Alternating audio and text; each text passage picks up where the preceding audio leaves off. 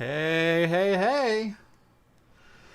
Oh, just like old times, starting at 8:03 p.m.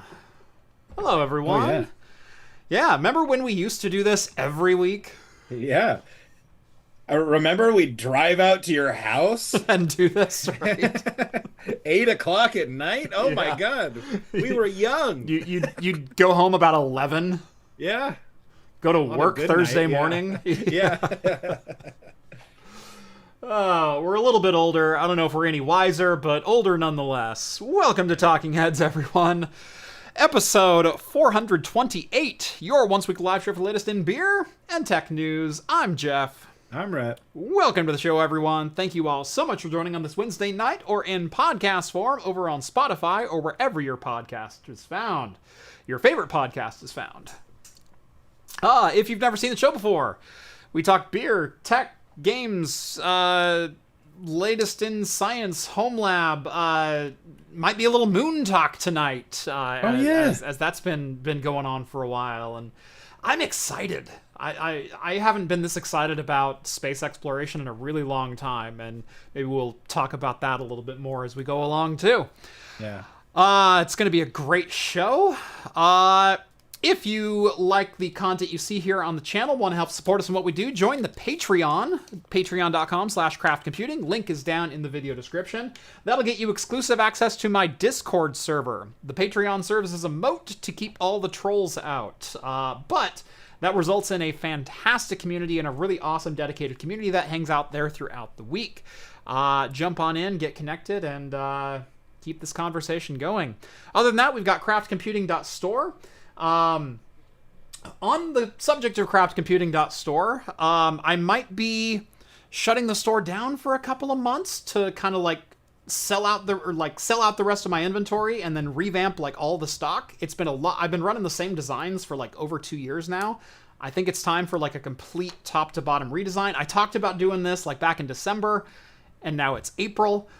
I think it's just time. I think it's time to put some old designs to bed, get some new things out there. So if you like the designs that we have right now on, pint glasses, whiskey stones, coffee tumblers, coasters, all kinds of fun stuff, get them while they're hot. Craftcomputing.store. How you doing, sir? Doing good, bro. How about you? I'm doing quite well. Quite well indeed. Sorry for the late start, everyone. We were at my oldest's high school open house. You were at that. Yeah. I was at that. Rhett was doing something else. T-ball practice. T-ball practice, yeah. We're in very different stages of life. Yeah, we are. So that was fun. Taking a tour of the high school and all programs and clubs and whatnot. And yeah, that was lots of fun. Thus the little bit of extra gray in my beard that you've been popping up lately. But we're here now. Let's get the show on the road. Rhett, what do you got beverage-wise tonight? Well, I'm going to go with some easy drinking all the way from our favorite at Fort George. Nice. I've got a Mexican style lager. It's called the Beach Eagle. It's a limited edition. I haven't had that one. Yeah, it's really good, man. Let's see. Is it a... Oh, here, I'll just hold it up. There you go. Hada Beach Eagle. I'm digging that can art. Yeah, it's good. It's good. So, yeah, it's a good one. We had one of these in person last time I was up there, and so we bought a 4-pack. Nice. And I like a good Mexican style lager, and so why not? Yeah. Go for it. And Fort George, they don't miss. They don't miss. They don't miss. Yeah. When you said Fort George Mexican lager, I went, oh, you got their cerveza. That one's a great. And then you threw me for a loop with the Beach Eagle. So very cool. I've got a couple brews here tonight from Matchless Brewing. And I guess I just have one question. Orange Whip? Orange Whip? Orange Whip? 3 Orange Whips. Classic. If anyone gets the reference. Matchless. Whipped. as you can see. Whipped. Hazy IPA. Nice, easy drinking one. 6.4%. Nothing too crazy. But, Jordan says, wait, is Rett not Mexican?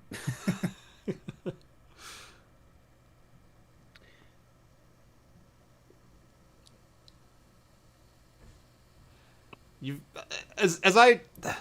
a couple of people have asked about your ethnicity before, and you're a little bit of like a chameleon, like just like skin color wise, like you blend in with so many different. Yeah, somebody said it on the show. Whoever you're time. standing next to is usually what you identify as. Yeah, it helps. It does help. I take the heat off a lot of my friends, when going through security and. I think somebody said it once on the show. They said, Rhett's the most ethnically ambiguous of the craft computing hosts. I think I said that, yeah. Yep. And yeah, as it turns out, we were running late for the airport a couple of weeks ago, and we got to the terminal. We had 15 minutes to get on our plane as we were walking through the front doors.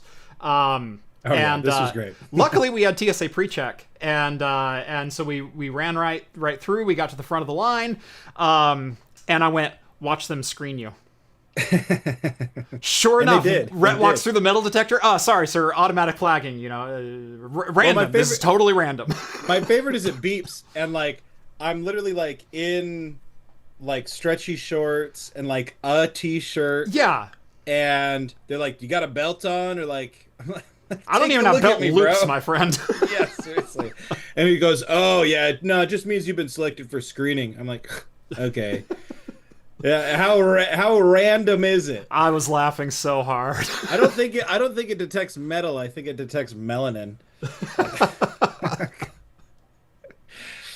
So frustrating. Yeah, and so that was confusing. So they pulled me aside, and then they like wanded me, and like the woman who wanded me like walked away as though she was about to like get back up or ask a question to somebody, and she like never came back. So it was like, I guess. Yeah, they literally went. Whoop. They just like, they didn't even like legs or anything. She literally just took it like over to your abdomen and then walked away. Yeah. And so we're both standing there. I've already got my bag, my belt back on, everything else, and I went, let's just go. Yeah. I guess they'll run after us if there's a problem. Just swarthy enough, Rev says. Yeah, but yeah, we walked around the corner to our gate right as the lady was announcing final boarding call, literally about to call our names. I'm pretty sure. Yeah, we had to have told this story, but that was a rough morning. That was a very rough morning. A lot of tense silence on the way to the airport. Are you sure we could still turn this car around? I don't know what's most impressive though. I mean, I was probably most impressed with Jeff's running ability. I've never seen somebody who works in tech be able to run that fast before. I've got these long dancer's legs, man. It's really what it is, because I thought for sure, I was like, oh, I'm going to be waiting for Jeff to... No, I was trying to keep up with Jeff. Yeah.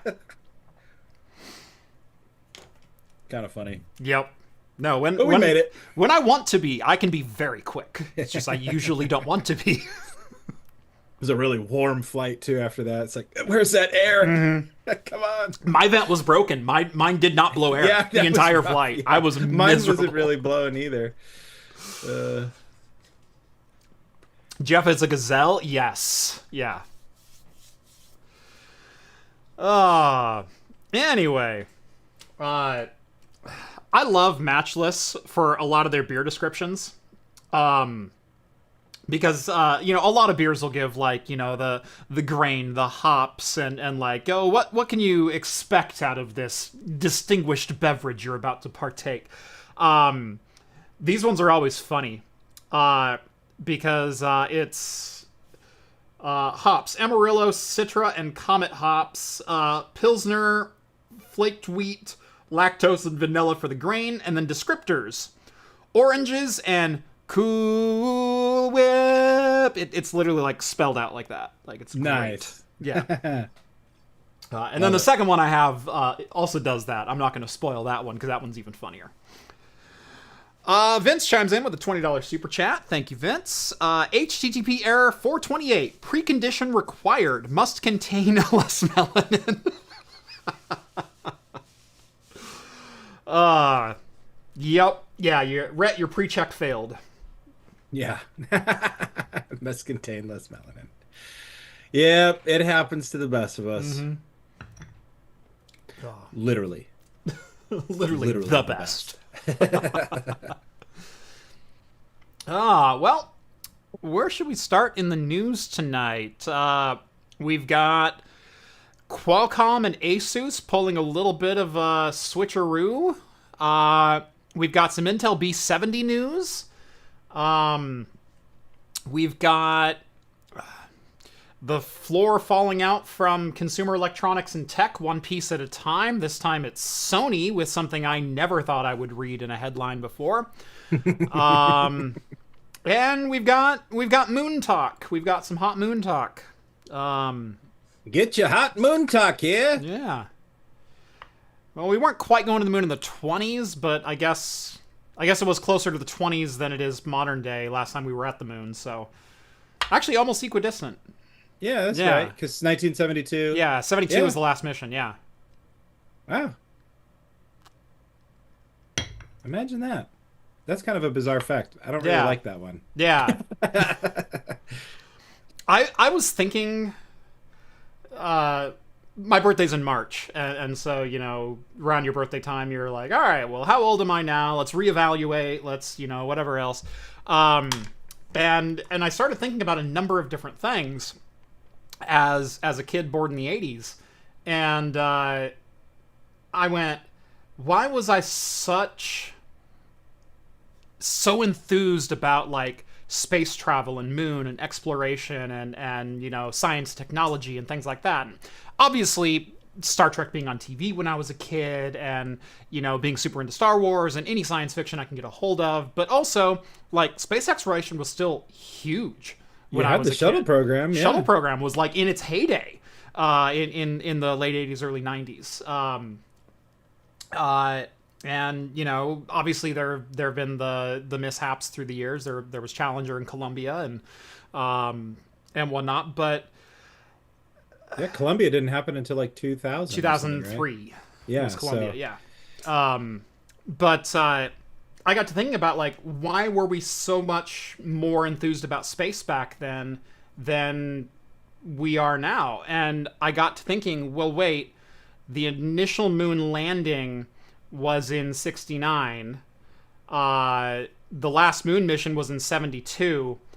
I was barely born a decade after the last moon mission. Yeah. It's been 52 years since the last moon mission now. We're just not connected to it anymore. Yeah. And I didn't realize, like, that grounding fact of, like, my upbringing and a lot of my cultural and you know, specific impacts that really formed who I am and what I do for a living. I mean, I've talked about this. One of the reasons I got into tech was, you know, LeVar Burton, Geordie LaForge, you know, and Data, watching that duo in engineering and problem solving on Next Generation. And I got into that because I was into the moon program and everything else. So, yeah, it's pretty interesting. Yeah. My tiny little hometown has its own astronaut. And by its own astronaut, I mean, I have a hometown in common with an astronaut who grew up and went to school there. And in fact, he, I think, has spent the most days in space. Don Pettit. Yeah, that's right. That. Yeah. Dude, he's cool. His Instagram account's really cool. Nice. He was on the TV. You know, if you watched, like, the Artemis launch, he was on the NASA channel talking about, you know, what was in store for the crew and all that type of stuff. He's a cool dude. Yeah. Yeah, Jordan chimes in with Will Wheaton take. And actually, it's funny you mentioned that, because I actually did have that queued up. I was thinking about this, like, over the last, you know, month or so, but leading up to the launch of the Artemis, like, why am I excited about this again? And because I haven't been excited about space and exploration for probably at least 20 years. And Will summed it up perfectly yesterday. Will Wheaton of, Wesley Crusher fame from TNG, realized two things yesterday. For years, I didn't care about anything associated with rockets and going to space. Wait, that's not right. I just gotten sick to death of shitty billionaires and their performative expressions of wealth. Because the only thing that we've done in space in the last 15 years, close to 20 years, has put billionaires and space tourists up in rockets to get barely higher than a SR-71 Blackbird, and say, oh yeah, you were in space, you're officially an astronaut, Katy Perry, or Jeff Bezos, or whoever else they decided to tag along. Jeff Bezos brought William Shatner along and was just the biggest asshole on the planet to William Shatner of all people. Trying to shove champagne down his throat of an admitted alcoholic. That was so painful. That was so painful to watch. You could tell he's like trying to connect like this profound experience, poetically to the people watching, and then just sprayed with champagne. Yeah, and here's Bezos going, yeah, swing it, yeah. Just in the most disconnected, asshole-ish way possible. And but that's been space travel for the last 20 years. Vince does say, don't discredit the James Webb Telescope, which is cool. The James Webb Telescope is very cool. It's not that we haven't done anything cool. It's that the only ones that are like massively publicized or talked about is Elon Musk sending a roadster that he'll never build into space.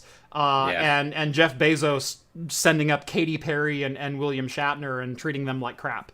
And, just the billionaire dick-wagging contests. And I'm tired of it.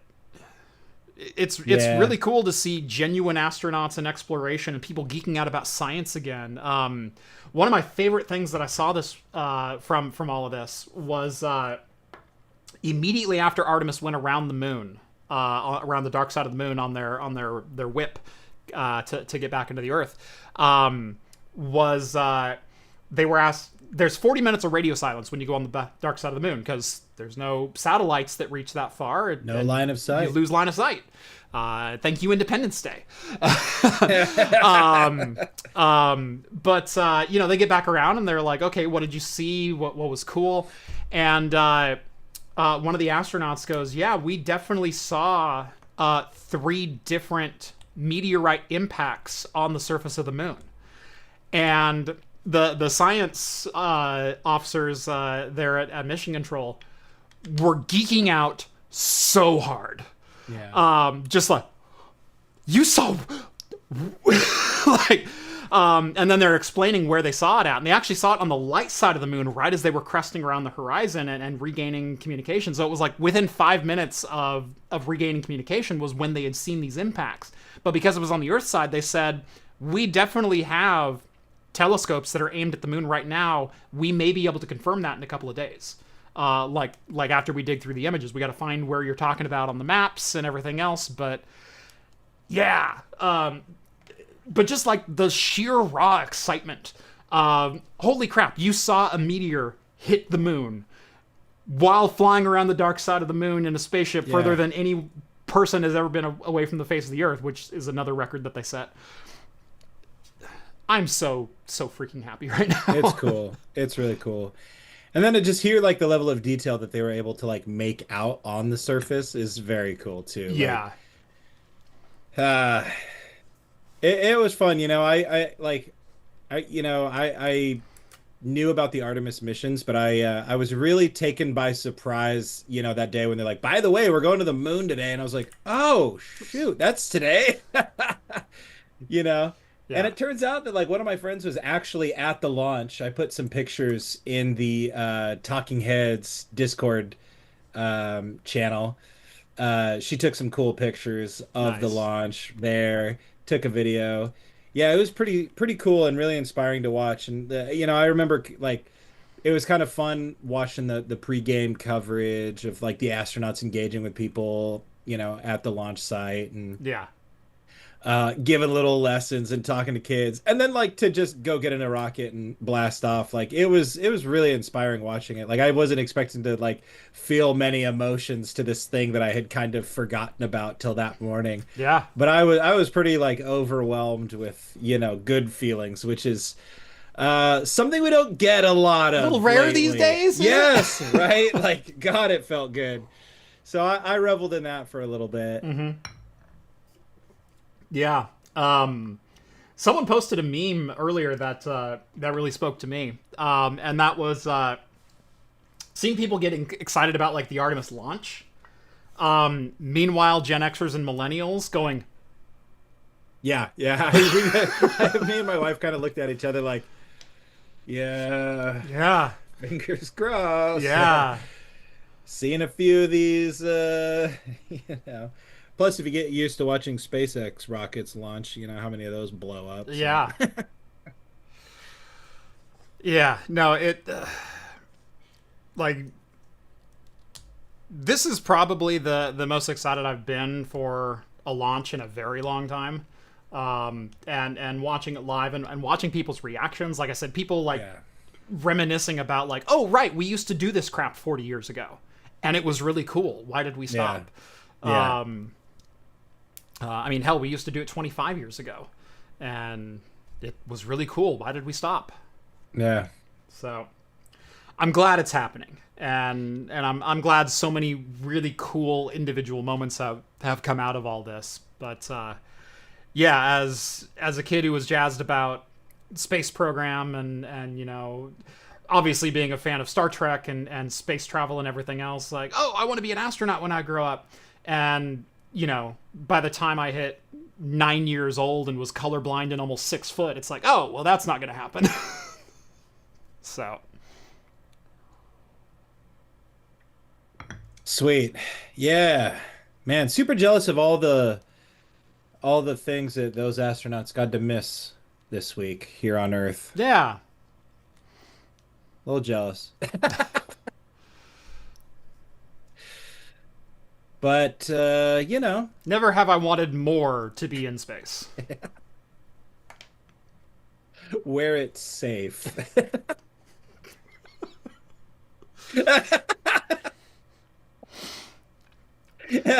I have so many darker jokes going through my head right now, and I just can't. Yeah, I know. Yeah. Keep drinking, Jeff. Yeah. Save them for the end of the show. Did they see the impacts on Earth, too? Oh. Sorry. You have to laugh to get through. Yeah. I did love the number of big, you know, personalities who were like, I don't know, how did they see anything if they're on the far side of the moon? Isn't it supposed to be dark back there?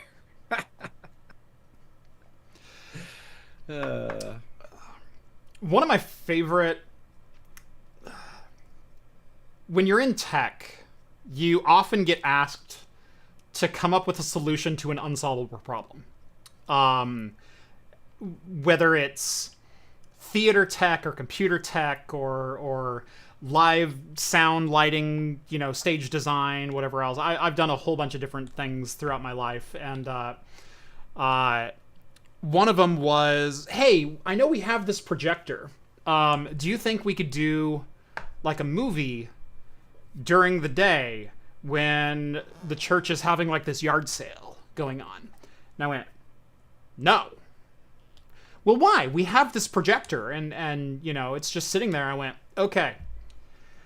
In our known universe, the brightest thing that we know is the thing that's outside that makes it light out. That one single light source is the brightest thing any of us will ever see. Our projector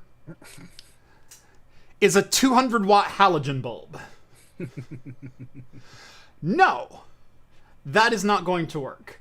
You can only see a movie inside of a bunker. You can't even see your smartphone screen when you're outside. Seriously, yeah, true. You know, speaking of the tech element of it, it was kind of funny seeing that they were having problems with Outlook. And then there was another clip, there was another picture I saw I today have where they two were. versions of Outlook, and neither one of them is working. Yes, yes. Such a great line. Uh, and then the other thing I loved was that they were running VLC up in space. Yeah. So they had VLC. So they had the ultimate always works software with the ultimate never works software. I am amazed they opted to take Microsoft Surface devices. I'm gobsmacked, and Well, they were going to get more, but some of their budget got absorbed to go to those $50,000 bonuses for all the yeah. economically disprivileged people who, you know what I mean, all the ICE agents who were like, oh, $50,000 signing bonus. Yeah. Jeff, it's totally possible. You just need a lunar eclipse and a very short movie.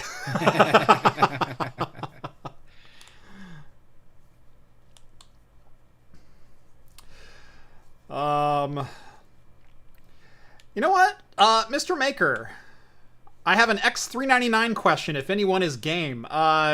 What's your question?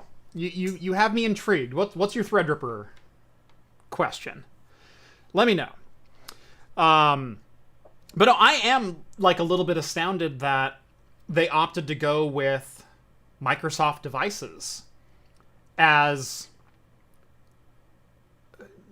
All the government goes with those Surface things, man. The thing didn't is- you used to run those? oh, At your old job? of course. No? Yeah. We had VIPs who insisted on Microsoft Surface because I heard the pen was the greatest thing ever, and I'm a busy professional on the go, and the number one request was, hey, has anyone seen my pen? I used it for like a week, and then I thought of something really cool to do with it, and I haven't seen my pen in 8 months. Can you get me another one? No. That was like one of our number one procurement requests, was a replacement Surface pen. Yeah, see, Brandon says Microsoft used to pay every TV show to use Surfaces, like CSI and whatever. And I was going to say the same thing. Like So did 15 Apple. years ago, you couldn't watch the CW without seeing a Surface tablet or whatever. Like all those shows had it. Apple did the same thing in movies with anything that was music or engineering or CAD related. I mean, friggin' Independence Day was an Apple PowerBook.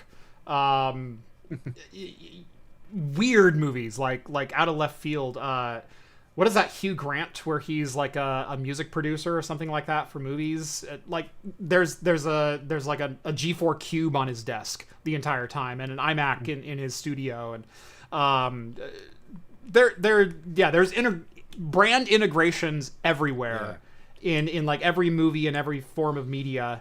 I know for the longest time Apple had to deal with like Viacom, so every in-house produced show for like Nickelodeon and Comedy Central and every single show had a Mac. Every last one. Yeah. But then, I don't know. NASA's the Scotty government. used a Mac. Hello, computer. NASA's the government, and it seems like all the government uses those little things. So Yeah. you used them. Yeah. Every other government used them.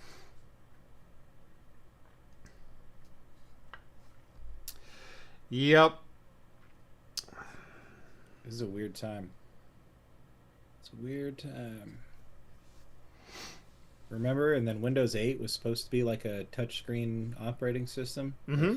Then they forgot that people have monitors and arms have weight. When Windows 8 launched, a keyboard. How quaint. When Windows 8 launched, I went out and bought a 21-inch 1080p capacitive touchscreen that was angle adjustable. So I had like my main, monitor, which was like a 27-inch. Might have been a 22 or something like that at the time.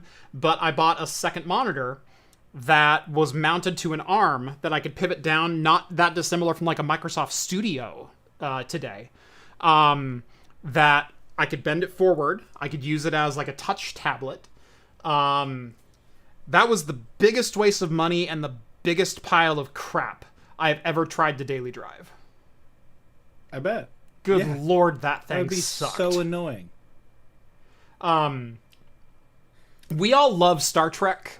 We all are inspired by it. We all aspire to like the future of like, oh yeah, spaceships and touchscreens and screens everywhere and blah blah blah.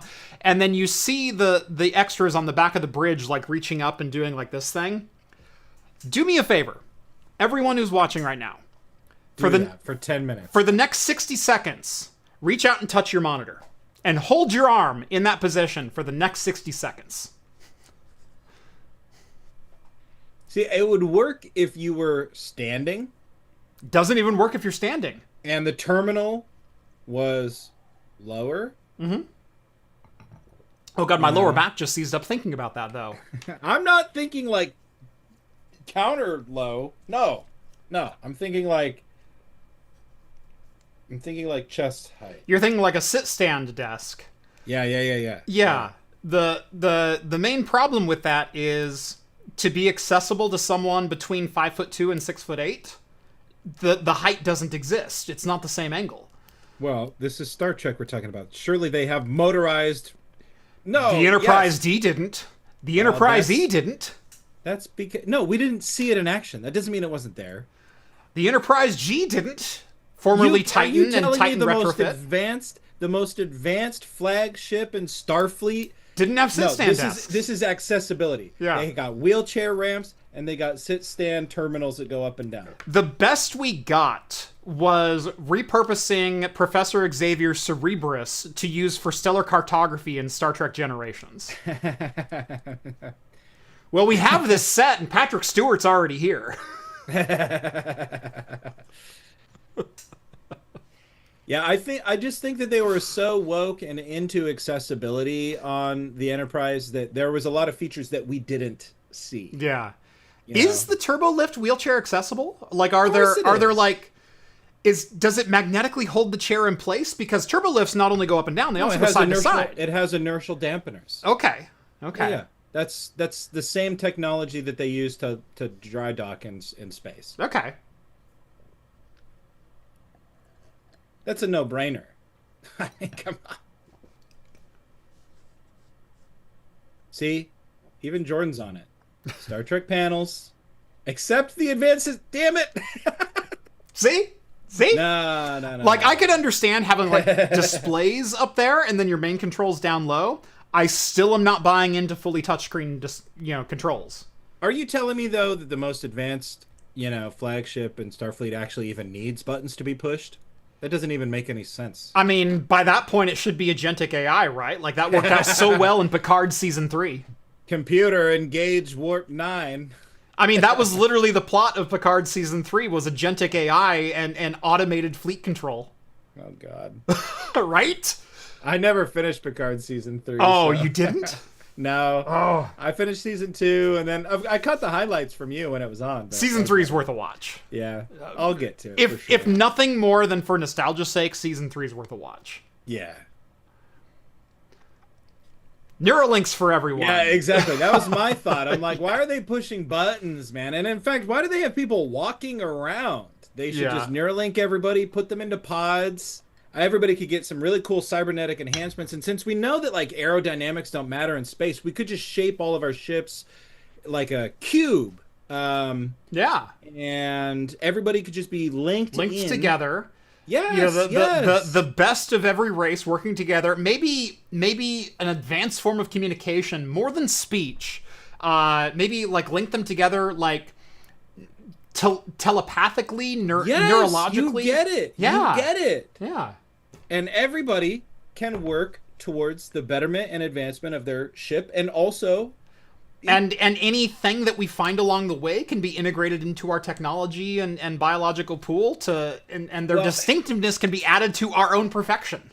It could be probably like if we were to explain to them how good it was for them, they wouldn't believe us because it seems so extreme. So we would just have to do it for their own good. You know, my one question is maybe there's races out there who don't want to be part of, should we call it like a collective?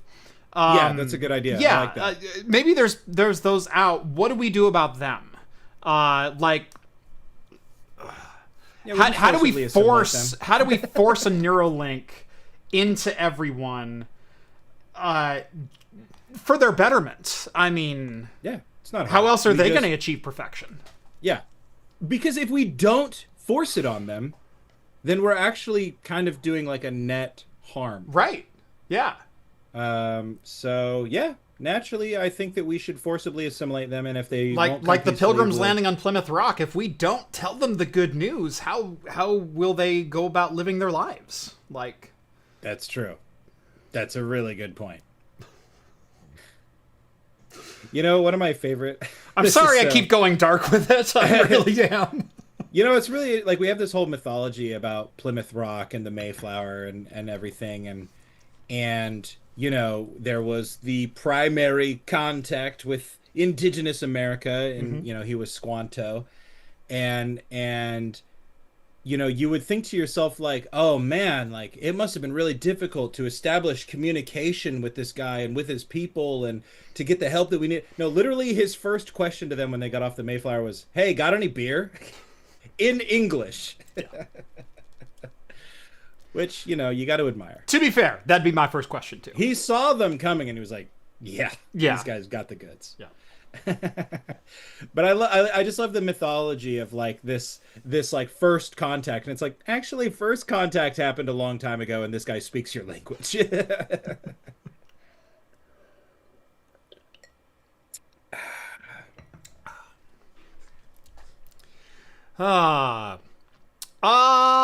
Laptop news. We've got some laptop news. Not Surface Pro. That's not news? Surface Pro related, yeah. Oh, man. And these definitely didn't go to the moon.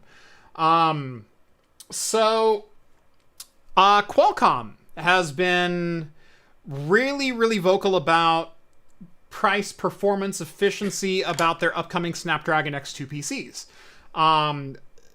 ARM-powered Windows PCs hitting the market in mainstream. And there's been, to some extent, a pretty good amount of pomp and circumstance around the you know, a good launch of ARM on PC. Like, Snapdragon's been on PCs before. It's been mostly crap. Like let's be real. It's gotten good battery life, but only because it takes so long to do anything. Snapdragon X2 was supposed to be like the arrival similar to Apple Silicon or you know, even Steam, you know, coming to Linux. It was supposed to be, hey, we've arrived, this works, it is a valid competitor to everything else. And so this week was the official launch. Now, there have been some questions around the launch about limited review availability. I certainly didn't get asked to review any ARM-based laptops, although that's not necessarily my jam.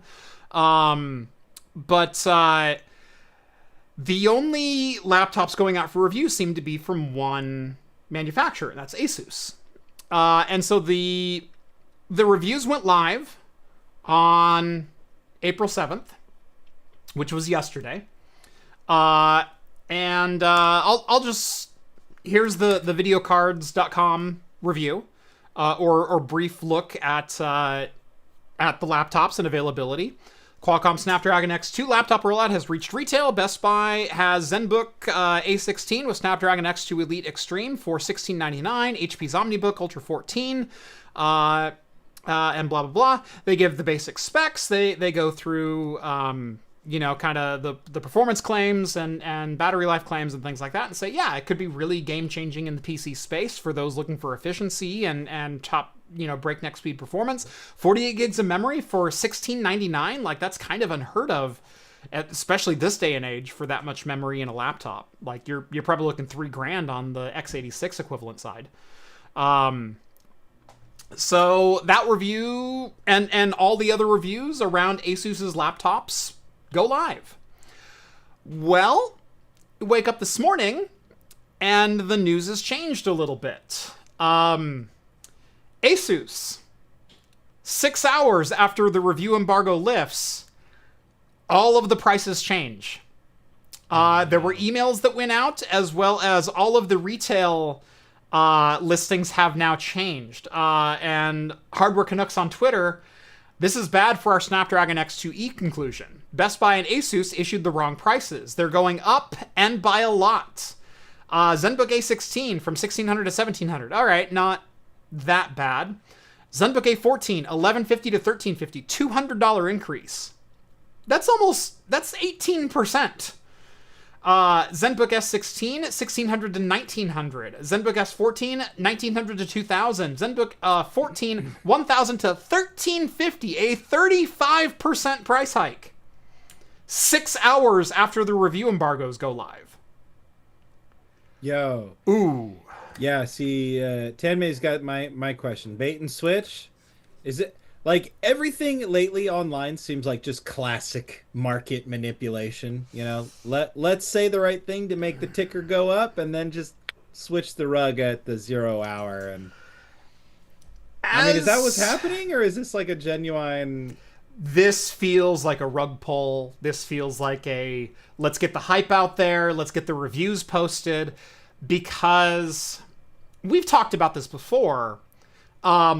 Traditional written media now exists almost purely digitally. And so if a price changes, if an opinion changes, you can amend the review, you can post an update, you can say, oh, you know, we're leaving the original up, our thoughts have changed because the prices weren't as advertised, you know, the street prices are vastly different, yada, yada, yada. For a video review, once it's up, it's up. I can't edit a video once it goes online. I'm not Mark Rober or Linus Tech Tips. Right. So if I post a review based on retail pricing as delivered by Qualcomm and ASUS in my pre-brief, you know,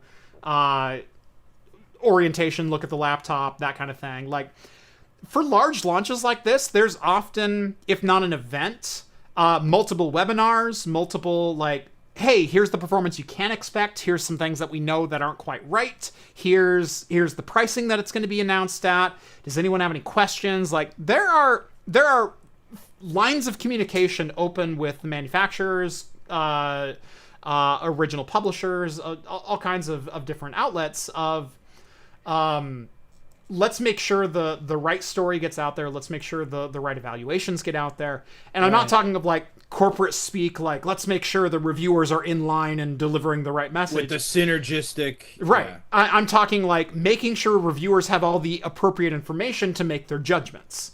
And that's the way the review process should go. I've had to deal with bait and switches before. I've had to... look at half of my NVIDIA graphics card reviews. Oh yeah, no, this is definitely the 5060 is definitely going to be as fast as a 4090, and it's only going to be $600. Like, yeah, that's going to be totally the thing, right? Turns out, no, it's not true in any way, shape, or form. The 5060 is not as fast as a 4090, whether you raster or ray trace or DLSS or not. It is also not $600 when it launched. And so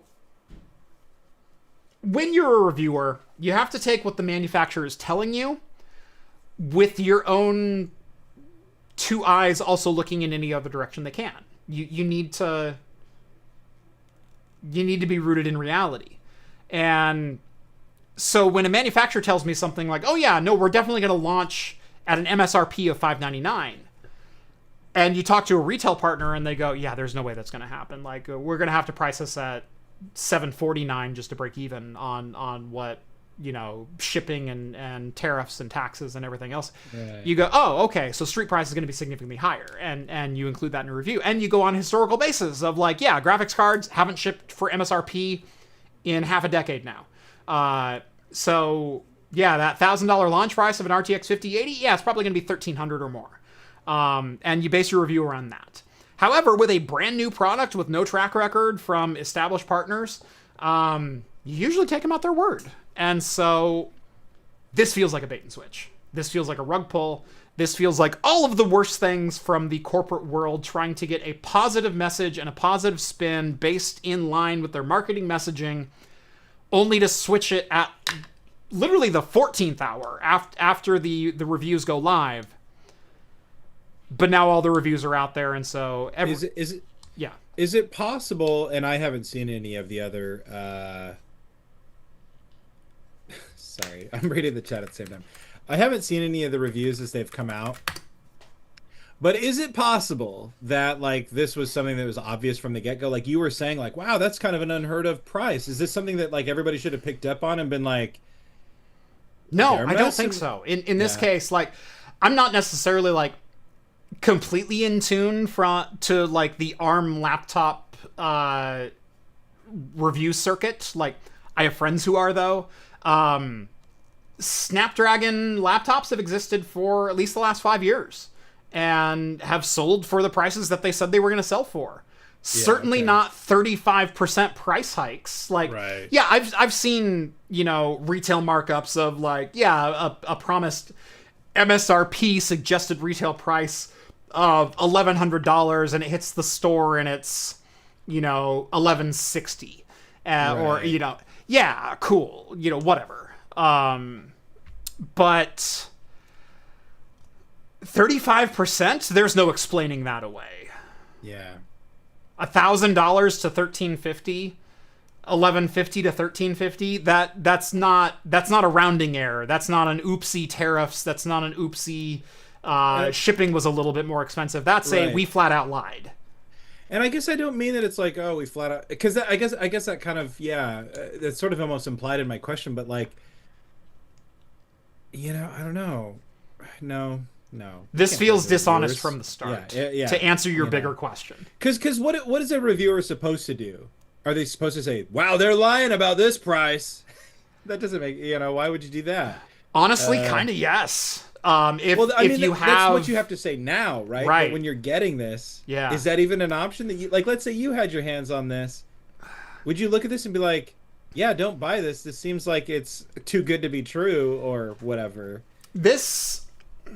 I'm not tipping my hand too much, but a lot of us in the review industry tend to be pretty well connected with a lot of different places. Yeah. Maybe it's about time that journalists maybe get in touch with Best Buy procurement teams and say, hey, or even some random dude at Geek Squad, because 2 weeks ago, these were entered into the retail point of sale system with prices. And so maybe make friends with your local Geek Squad and have a guy that can look up pricing and SKUs and go, hey, what is this actually going to be listed for? Because that's journalism 101. Yeah. Listen to the manufacturer and what they're telling you the specs and the prices and performance and everything else is, but also source your own sources. Well, I guess it's like kind of gets to the heart, I think, of like one of the shortcomings of like the standard. And by the way, I'm not throwing shade on anyone who doesn't have an inside guy in Best Buy. No, I'm just saying, like, in this day and age, it's almost kind of required. Well, and I was going to say, like, that almost feels like it gets to the heart of one of the shortcomings of the system that we've developed with this like creator-centered review circuit and like marketing apparatus. Is it like these companies can put out this stuff and bombard you with it and have these embargoes and you work your ass off to try to get there? Why would you even have time to think about calling Best Buy? It's like you're trying to keep up with everybody else, and it's all about like getting your video out at the same time so that other guy isn't beating you. I mean, in journalism, like you want to have two sources, to be able to back up everything you're saying, but like, is creators journalism, or is it another avenue for something else? I'm not trying to shortchange creators because I know a lot of like what we do is journalism, but it really feels as though the constant in-shitification of Yeah. this sphere of informing people Yeah. doesn't lend itself to having a guy in Geek Squad or even being able to check with him, Yeah. let alone then put that in your video. Because what if he tells you something that's completely out of line with what I guess you include both points, but like, Yeah. and then they're like, oh, good, your buddy at Geek Squad said this. I don't know. Steve at Gamers Nexus said no. I'm sure Steve's pissed about this, but I don't think he cares about ARM stuff. fair enough. Yeah. I mean, good journalists always have more than one source, but in reviews where reviews are heavily embargoed and controlled, and yeah, how are you supposed to get it is partially if you want to play the early release game, if you want pre-release hardware, you kind of have to play the game. And I have always stated there's some weird things about being in the review business, especially as like a sole proprietor that I am. Craft computing is me, and I am craft computing. Like nothing gets published to craft computing if it wasn't me who said it or did it. Right. And there's some weird things that go along with that. I have always said that I'll take a recent example. Supermicro sent me a server. Said, hey, do you want to review a Turin server? By the way, you can keep it when you're done. Do you know what impact the keep it when you're done made on my review? 0. And sure, I'm going to say that regardless, right? Oh, but Supermicro gave you this $50,000 server. Of course you're going to say nothing but good things about it. Whether it's an NVIDIA graphics card or a new CPU or a brand new server or a crap ton of memory or an SSD, to me, they're all just parts on a shelf. Yeah. And it's really weird and detached to say that. And I understand anyone who's skeptical of that statement right now. But let me put it another way. When NVIDIA sent the RTX 5090 to me, I reviewed the RTX 5090. And I reviewed it in a slightly different way. I didn't just go, it's the fastest gaming card ever. I went, hey, what is all of this new tech that NVIDIA's throwing at us? The DLSS, the ray tracing, the path tracing. What does it mean for gaming as a whole in the next couple of years? What's it going to look like when the 7060 comes out and we're looking at this level of performance available for $500 for everyone? What is that going to look like, and what does that mean for the gaming industry as a whole? And that was the basis of my review. I was both very positive and also very negative to NVIDIA. I said, yeah, its MSRP is $2,000. It's probably going to be $2,600 based on conversations I had at CES. It's not for everyone. I didn't gloss over anything in that review. Had NVIDIA not sent me a 5090, I could have gotten a 5090 from a partner. I could have gotten it from any one of half a dozen people that I talked to, but they sent me a Founders, and so I went, okay, cool. I don't need another 5090 clogging up my workstation. I'm not going to do a 5090 video on just the ASUS card or just the Gigabyte card, because that's not what my channel is. My channel is, the 5090 exists. Here's what you need to know. If I did get another 5090, do you know what that 5090 would be? A paperweight on my shelf. I can't sell it. When you get sent something as a reviewer, if that company ever finds that thing on eBay, they will never work with you again. So it's not, Jeff got a 5090, oh my god, it's, Jeff got a thing that is going to sit on a shelf for the rest of its life, unless I need it for a review or a specific project. But it's not something I would go out and purchase, and so, as thus, has zero impact on my opinion of this thing existing. When you have 70 graphics cards on your shelf, and I think I'm close to that right now, the 71st makes no difference. If I was a gamer, and I was and I needed a new graphics card and someone hands me a 5090, oh my god, I just got a 5090. This is going to change my money outflow, my budgeting for the next multiple months. This is gonna, enhance my gaming experience. It's gonna do... For the individual gamer, I get it. It's a $2,000 graphics card. For a reviewer, it's work. It's another thing on my shelf. Yeah. Guess what a $50,000 server is to me at this point? It's a review... Huge electricity bill. It's a huge electricity bill. It's multiple thousands in electrical upgrades. By the way, I'm going to put a 30 amp 240 volt circuit in my server rack just so I can power this fucking thing. I would not have gone out and purchased this, but now I get to review Turin hardware and other things based on Zen 5 and a server architecture that's going to allow me to do more things on the channel. Yeah, I'm going to say yes to holding on to that. But it doesn't sway my opinion of that thing one iota. Yeah. It's a weird thing to wrap your head around if you're not in this industry, but to me, it's just another part on the shelf. And always will be. It also, shortchanges a lot of, the many years and many tens of thousands of dollars of your own money that you've, put into being able to have a relationship with a vendor to do that. Yeah. You know what I mean? It's like, somebody's like, well, of course it's going to alter. It's like, yeah, if I was you, that would probably be true. If I was just some guy who fired up the camera for the first time, this would probably be an accurate take. Yeah. Do you know... But it's not. Do you know why Supermicro sponsored videos on my channel last year? Do you know why they sent me a server to review in the first place? And by the way, this is not the first server I've reviewed for Supermicro. This is the fourth or fifth that they've sent me. This is the first one that I've gotten to keep, and the reason I got to keep this one was only happenstance. This server has been in the review circuit for 16 months, flying literally all around the world. The box that other creators. The box that I received had 4 shipping labels of people that I know on it. People that you know. Which was hilarious.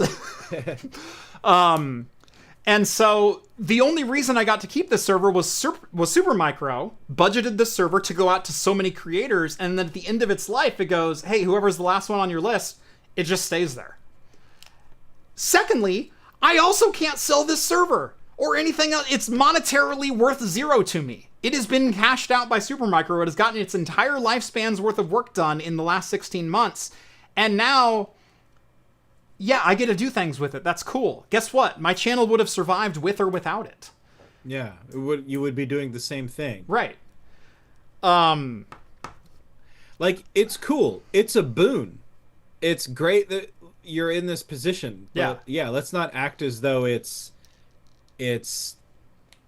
you can't eat it. You know what I mean? It's like... That is my favorite response to people who go oh, NVIDIA sent you a 5090. Of course you're going to give them a good review. It's like, my family can't eat 5090s. Yeah. You know what I like? Money.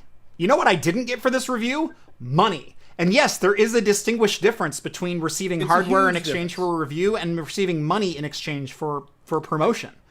Yeah, if you're watching Craft Computing and you're in my shoes where you go, shit, I can't afford a $50,000 whatever. Guess what? Neither can I. Yeah, well, you go, wow, how is that not money? I can't buy that. Right. It must have a monetary equivalent. But that's just also not how it works. Yeah. It's not like somebody hooks up their semi-truck to a trailer full of, gas or what, or flat screen TVs and go, I've got, $5 million in the back. It's like, no, you're going to go and do your job. I don't know. The original Fast and the Furious plot was stealing a bunch of TV VCR combos, okay? Hell yeah. Yeah. Love that flick. But it's weird, and I get it. And trust me, before I got into this game, that was kind of my mindset too. Not necessarily of course they're going to say good things, but man, I should get into YouTube so I could get all my hardware paid for free. I got into YouTube because I'm enthusiastic about hardware and I love gaming. Guess what I don't get to do anymore? Game for myself. Yeah. I don't have time to do it anymore. Ghost wrote, but you don't think I don't want to lose this luxury when reviewing? And the thing is, no. It's what are they going to do? If you just tried to review it and you're like, oh, this is bad. It's like, Ghost. They've already sent it to you. In the last multiple years, I have worked with HP, Dell, Supermicro, ASUS, ASRock Rack. Anyone who makes servers in this industry, I have worked for, shaken their hand, and if not done video content for, been in talks to do video content for. And the reason I've done that is I have 9 years on this channel of putting out quality content, of showing people what they want to see, and being honest about it. You know what? If I piss off Supermicro, I've got 7 other server companies. AIC's another one. I've worked and met with so many different people and companies. I mean, hell, 2 months ago I did a review for Dell on the GB10s. Those are still sitting on my desk. Right down below me is the Tower T2 with the RTX 6000 Ada inside of it, or Blackwell, the RTX 6000 Blackwell inside of it. I have other contacts. I'm not afraid of losing Supermicro by saying something they won't agree with. That's not the way this industry works. If there's a problem with their server and I'm not being disingenuous, they want to hear that's a problem because their customers are thinking it tenfold. Yeah, it's true. And I think like a real trick too is that, like, you know, I think that people, I don't know, you know, it is really easy to just abandon your principles and 100%. make a quick buck, I guess. But that's just, it's like if you've been watching Craft Computing, you know that that's not what's happening. It's like Jeff isn't the guy that's going out there and just phoning in a review and saying only good things about it. Like, he's trying to find the specific use cases for something, or where something can fit into your budget, or whether or not you need to actually spend money on a given thing. And for the most part, he's not going to lie to you. I say for the most part, but I mean, it's like he's going to find those scenarios that you might disagree with occasionally. And the only currency I have on YouTube with viewership is viewer trust. It's the only currency I have with my audience. I am not going to burn that for a $10,000 payday or a $50,000 payday or a $100,000 payday. There's a reason we haven't done Raycon or Raid Shadow Legends, although I did have a cheeky suggestion to Raid Shadow Legends that got approved that I ended up not doing. I wanted to build out a NAS. Raid is not a backup, but Raid Shadow Legends should be your new mobile game, where they bought me like $10,000 worth of hard drives. They agreed to do like $7,000 if I ran an ad, and I could use that as the joke in the filler. And then we just ended up not doing it. But I wouldn't have gotten to build that NAS without reaching out to them and establishing that partnership. But do you know how many like high 5-figure ad deals I've turned down because screw you, you're a terrible company, or you're taking advantage of consumers, or you're not a good product, or whatever else? They wanted you to become a lord in Scotland, Jeff. Established titles. The one that everyone fell for. Honey. Not you. Honey. Not you. What? Honey. Oh, Honey. Yeah, Honey. Yeah, I forgot about Honey. Yeah. I'm going to be a bit of a jackass right now. How did anyone who agreed to a Honey sponsorship not understand that they were stealing affiliate commission as a free app with no known monetary income, and reaching out to creators whose, a lot of them, sole income is based on affiliate revenue? Here's a thing that will track your affiliate revenue. How did they not know? Well, that was why I turned Honey down. Honey reached out to me, and I said, no, I'm not going to do anything that screws with my affiliate revenue. Did they, didn't LTT run Honey ads? Yeah. Oh, yeah. That was one of the focuses of GN's hit piece. Yeah, okay. Was the Honey thing, yeah. So, my thought on this is, like, again, it's the same, like, what's that, like, fallacy or whatever? Not fallacy, but it's almost like FOMO. It's like fear of, it's like, it's the same thing that happens with the embargo. It's like you're going to rush through the work to make sure that you can make your embargo day and be among all of the first people getting your video out, and you know that LTT is going to be out first, and so it's like when you see LTT running honey ads, you're like, and then they reach out to you, you go, well, shit, LTT is vetting this, or whoever is vetting this. Yeah. You know, I don't want to miss out. And so there's going to be a lot of single creators out there who don't have people analyzing every single email that comes in their inbox. And I mean, you know, just like your grandparents are the perfect vector for phone scams, like YouTubers are the perfect vector for email scams, and like honey is like just another one with extra steps. You know what I mean? It's I don't know. I sympathize with people who were genuinely, you know, taken advantage of or tricked or whatever. I do agree with you that like you should have known better. Yeah, but it's hard. Like I said, I'm throwing a little bit of shade because that one felt obvious, which is why I turned them down. Established titles felt dirty, which is why I turned them down. Yeah, you got that one from a mile away. I was like, Jeff, they want us to become lords. Yeah, let's do it. And you're like, no, you were like, so they want to give us 10 grand for one read, and I went, that feels sketchy. Yeah. I was all about it, dude. Yeah. Rett was all about that payday. Yeah. Rhett's the one you can't trust in this organization. Yeah, you're talking about selling your principles out for $1. Yeah. Yo, it ain't me. I'm making you run these ads, Jeff. But my soul is clean. But Ghost, to circle back to your question, no. I'm not afraid of burning relationships because everything I publish comes from a place of honesty,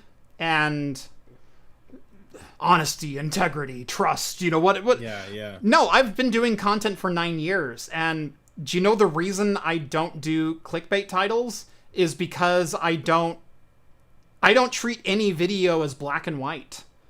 I don't treat any opinion that I have as black and white. Every opinion that I have is usually full of some amount of nuance for like, this is going to be for some people, but also definitely not for other people. You know, he does go on to say that, you know, being honest is best. If you offend the vendor, well, they should embrace the feedback if they want to improve. I've pissed off vendors before. I have vendors that no longer work with me because I pissed them off, because I told them, hey, your product needs improvement. This is not the road you should be going down. This is not the right design. This is not the right choice. I don't like this and I can't recommend it. But that came from a place of honesty, and I'm happy not to work with those vendors anymore. Because if they're not going to take that feedback, I don't want to work with you. Yeah. My goal is... How far into it do I want to step right now? My goal as a creator is consumer advocacy, but when I say that, I mean actual consumer advocacy. Yeah. Not just... investigative journalism with drones. Not just cross-burning.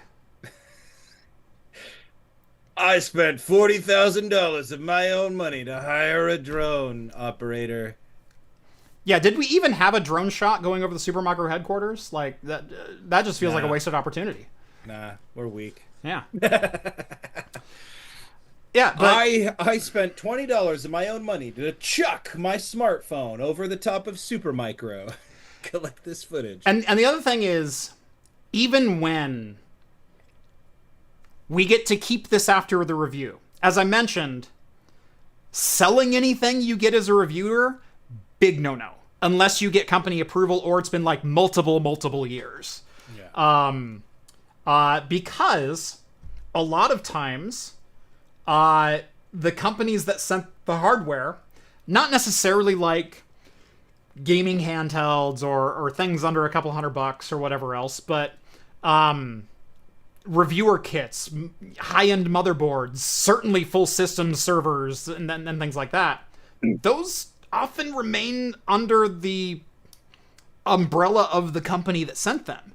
And they can recall them and ask for them back at any point in time. And that has happened to me a couple of times. And you know what? I happily box it up and send it back.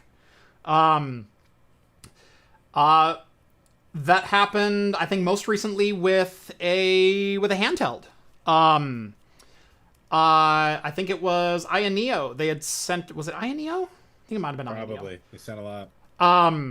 Yeah, they sent out... yeah, I think it was Ioneo. They sent out one handheld that had a 79 or 7840U, the standard, you know, Z1 Extreme, you know, 7840U, the same chip that every single handheld manufacturer was using. And then AMD announced the 8840U, the all new improved. No, bullshit. There was literally zero improvement. It was the same freaking chip with a new name on it. And they sent out another handheld with that chip in it. And I went, you can send it out, but I'm not going to do a full dedicated review on it. Like, it's the same chip. I'm not going to do the same benchmarks, the same review to give you the same numbers and the same recommendation. That's stupid. And they said, well, we'll send it out anyway and see what you think. And I said, okay, I'll look at it. Same shell, same internals, same drive, same speed, same screen, same refresh rate, same everything else. Yeah. So instead of doing a review of the handheld, I installed Bazite on it. And I looked at the differences between Windows and Bazite on the two different handhelds, showing the 7840U and the 8840U, but like literally identical hardware. And a month later, I and Neo reached out and said, hey, if you're not going to review that handheld, can you send it back? And I said, okay. And I boxed it up and I sent it back. And you know what? They haven't sent me a handheld since. Yeah, well. Fine. Sorry, they've made too many handhelds for me to care anymore. Mm-hmm. You know what I play my games on? Which actually is a perfect segue to this super chat from Green, who's trying to make a point about your, I don't know, perspective. He said, for $2, Green says, what are y'all gaming on recreationally? I do most of my gaming on the Steam Deck lately. You know what I mean? So, and I've talked about this at length. Yeah. That's why he's brought it. He's making a point that's hidden in the regular comments. Totally. He didn't pay for those, so those don't get read. Yeah, exactly. No, one of my gaming on recreationally. Jeff, you've got all this hardware. Surely you've got a 9950 X3D2 and a 5090 and a. You know, my upstairs. You can't even play your games without a full haptic feedback suit. Just full of rubbered up in a nice kiddie pool. You got to be in a full salt soak, pool. Yeah. You know what I mean? Yeah. Do you know we're 99, maybe not 99 because I do a fair amount of handheld gaming these days, but you know where probably 80% of my gaming takes place? Upstairs in my living room on a PC that's in my living room. I mean, we showed a desk build, what was that, 3 years ago? I think I built that desk. Yeah. That's where my primary gaming machine is still today. Guess what's in that machine? A 13600K and a 4060. I've got a 5090 and a 9900 X3D and a 9800 X3D and a 9950 X3D, which, by the way, AMD reached out and said, hey, we're releasing the 9850 X3D. And I said, okay, cool. I don't have time to review it. And they said, well, we're going to send it anyway. I went, okay, cool. That review package is still sitting on the shelf because I haven't had time to touch it. I don't have any builds that I can get excited about because no one can afford memory or motherboards or power supplies or storage. And so it's like, do I show a $3,000 PC build that should cost someone $1,800? Is that really good content for my channel right now? Or do I just let it sit on a shelf? I'd rather let it sit on a shelf and eventually send it back to AMD if they decide that Jeff should have done something with this and didn't. Because if I show a $3,000 build, I'm being disingenuous to everyone watching anyway, and that's part of the trust. I'm not recommending you go out and build a gaming PC right now, because you shouldn't. Yeah. It's awful. I'm recommending X99 builds in DDR3 right now. Or scour Facebook Marketplace for someone who doesn't know what's going on. Yes. Yeah, take advantage of stupid people. I'm okay with that. It is funny. Yeah, Facebook Marketplace is funny. We do have some other super chats. Green from way back, $2. Taking a turn as a passenger. 450 miles from Yaktos. That's right. Green is coming up for his first PDX LAN. Also, we'll see you tomorrow, Green. Yeah, I'll see you at Yaktos. Then we got $1.99 from Zeus. I'm imagining this is Home Lab Hazards himself. That's guys, stop! Tech overlords don't understand sarcasm. We were having a lot of conversations about space back then. Yes. And then again, Zeus, Home Lab Hazards himself, $4.99. Big Tech. We built the Torment Nexus from the hit book. don't build the torment nexus. All right, that one gets a chuckle out of me. And then I commented back. I said, the best part, Zeus, is that we managed to squeeze in 40% extra torment. And I guess speaking of super chats, we do have some bills to pay of our own. And speaking of sponsorships and all the things that we deal with here, today's episode is brought to you by Meter. While I certainly enjoy tinkering on my home lab and networking equipment, if you run a business, you've probably got better things to do with your time. And that's where Meter comes in. Meter delivers an all-in-one networking stack that bundles everything you need into a single package, including high-speed wired and wireless networking, power delivery, firewall and routing, and even cellular, all in a single integrated solution that's built for performance and scalability. Meter handles everything from designing a custom network for your business and will even negotiate with your local ISPs to get you the best rates on internet connectivity. All of that shows up in a single cloud-based dashboard, giving you clear visibility into every layer of your network. You get the connectivity your business needs, all for a predictable monthly cost. Meter ships the hardware you need today and will automatically upgrade your hardware as time goes on, ensuring your users and your business always have the tools and connectivity they need. Whether you're starting a new business, expanding to new locations, or simply modernizing an aging network, let Meter take care of the hassle for you. Visit meter.com/craftcomputing to book a demo today. Again, that's meter.com/craftcomputing, and a huge thanks to Meter for sponsoring today's episode. Wrong button. There we go. Thank you, Meter. We appreciate your continued patronage of this channel, and we value your partnership. So I did crack open a second beer. This one is also matchless. This one, gonna be honest, bought it just for the can art. I don't usually buy from the same brewery for like the same show. Like I'll buy 2 4-packs, but I'll put them in separate shows. Normally it's not like an all Fort George show. This one got me though, because I saw the whipped and I went, well, that sounds delicious right now. Like a juicy, hazy IPA, a little creamy. And by the way, it was 10 out of 10. That was really good. This one, I saw sitting right next to it and I went, well, that can art's coming home with me. And this is matchless juiced. Ooh, juiced. Yeah. Love that. Joust inspired.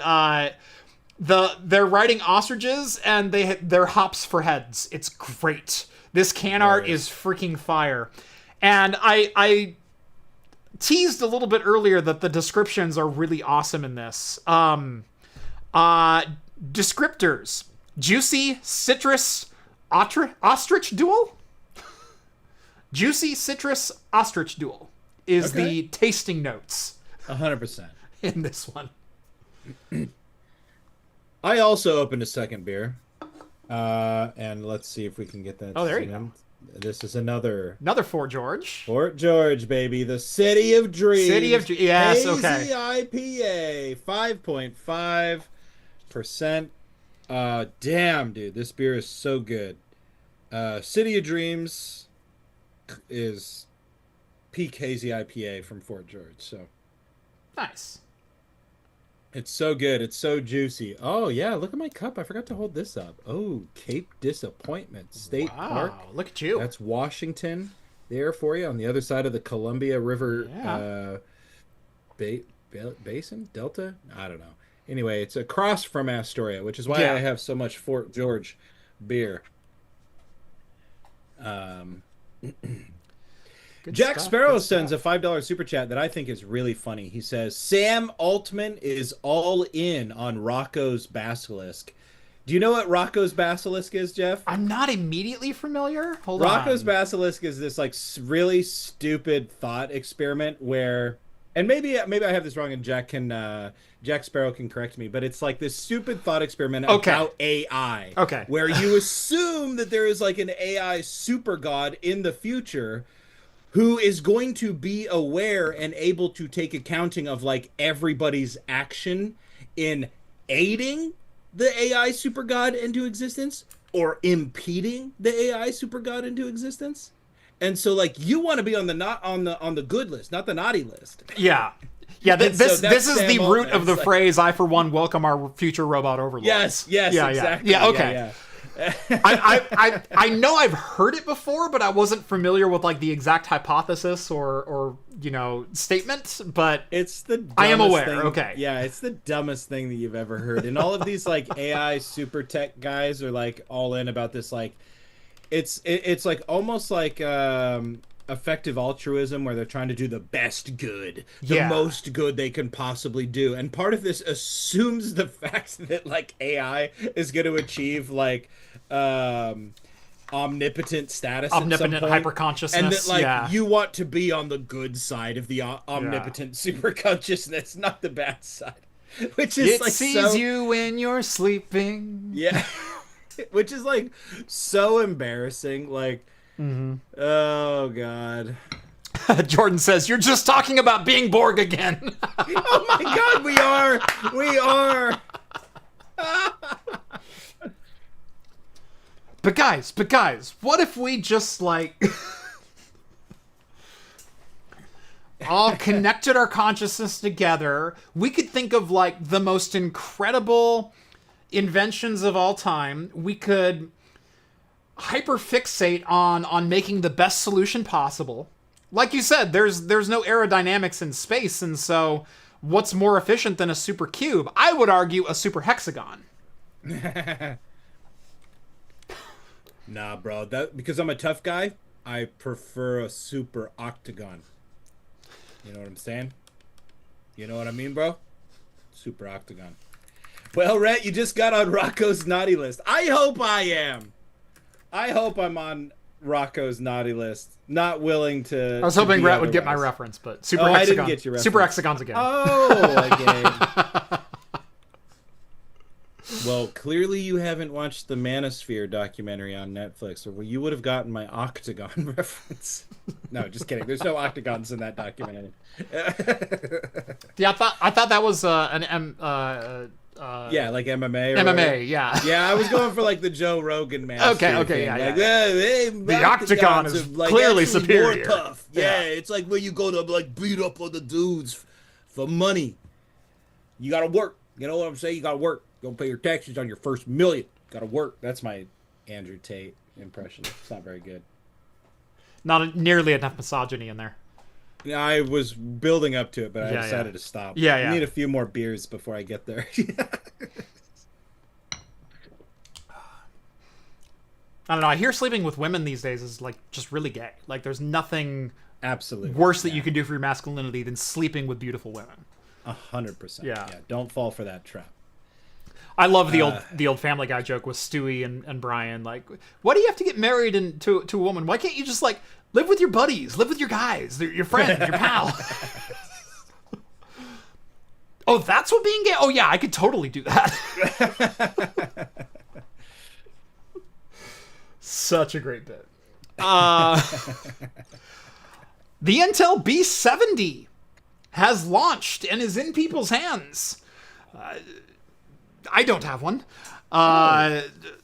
So obviously I'm not going to say good things about it because Intel didn't send me one. So I'm just, how dare they do that? Yeah. Had they sent me one, I'd say nothing but good things because they granted me the wonderful privilege of reviewing this other graphics card that would sit on the shelf with all of my other graphics cards.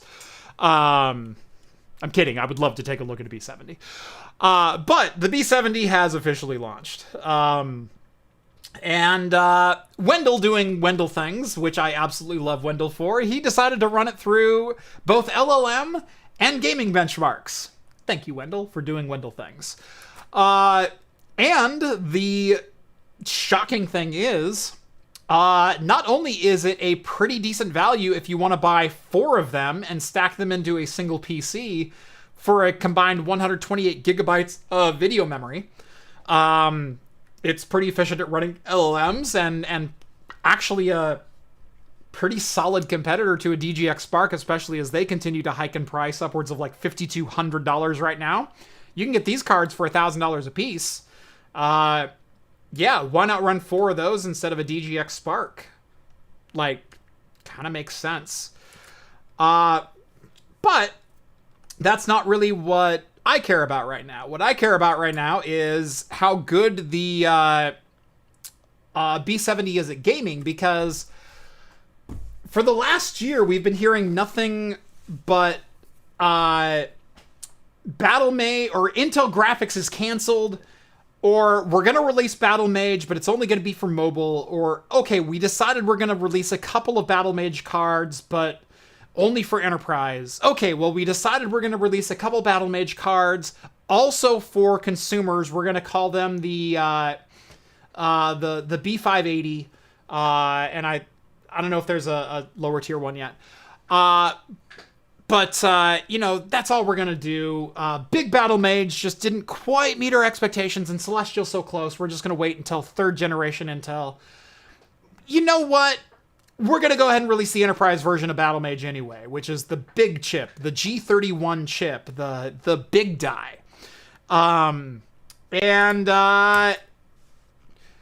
Shockingly enough, it's really good in games.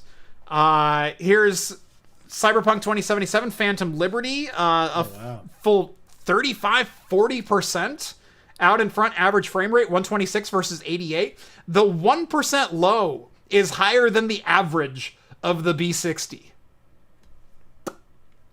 And that's the G31 versus the G21 GPU dies. That is big Battle Mage versus B580 level Battle Mage.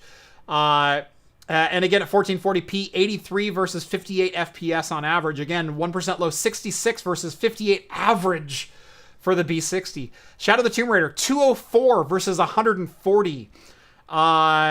Monster Hunter Wild, 70 versus 50. You go to 1440p, 55 versus 37. But then the really big question, VRAM Fiend 93, by the way, love that screen name. This is over on the Level 1 text forums.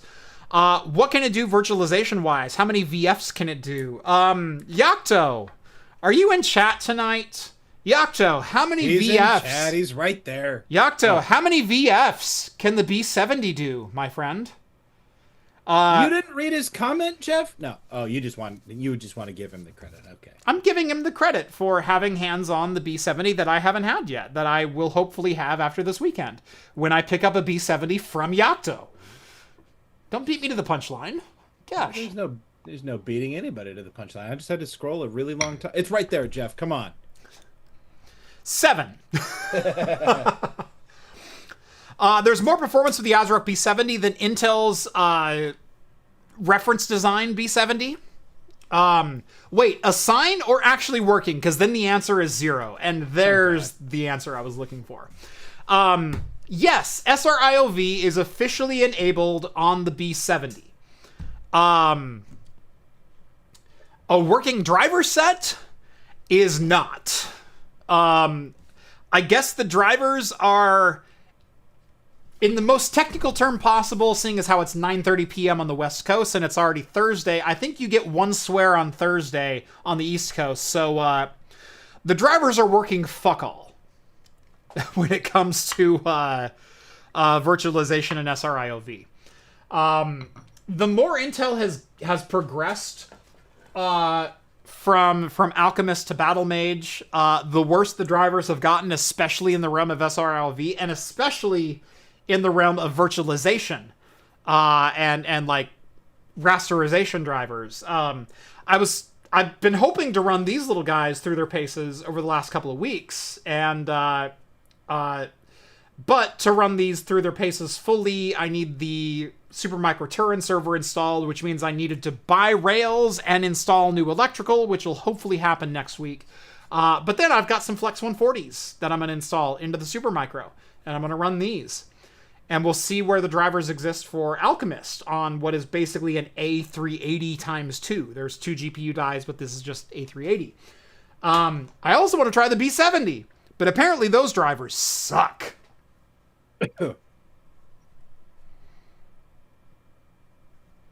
Yakto says there is a new gaming driver that supports the B70, and I haven't had time to work with the, and I haven't tried it with the VFs, but I'm not holding out hope they make a difference. Yeah. Correct me if I'm wrong. You can like post and boot it up, but then it's basically like non-functional in raster. Like what exactly are you seeing, Yakto? Should I get Yakto into this Zoom meeting as well? Like, Yakto, do you want to rant for a couple of minutes to the people at large? Because I'm sure they would listen. Bring him in. I don't know, Jeff. If you were going to the barbecue tomorrow, it'd be really easy to get him on a show. Look, I'm going to everything else tomorrow. Okay, all right. I don't even know what that means. I've also got 3 kids and I'm not leaving my house until after the barbecue starts. I'm sorry. Hey, I'm not leaving my house till after the barbecue starts. Got him. You know, I would show up to Yocto's, but I don't trust anyone who only installs a NAX charger at their house. Like, gosh. My cars are all CCS, so. Hey, he wants in, baby. He's all for ranting. Yocto. Yocto. Oh, Yocto. apparently it's just code 43. So yeah, like you can assign it on the host level, and it passes through to the VM, but then at code 43 is on the driver install.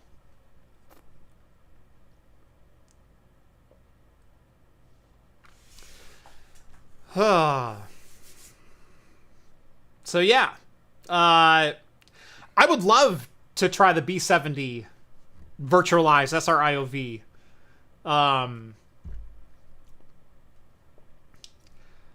What level performance are we seeing out of the B70? Like, I know we have the B60 comparison. Oh, hold on. My CPU is about to crash hard if I don't get out of YouTube Studio. Hold on.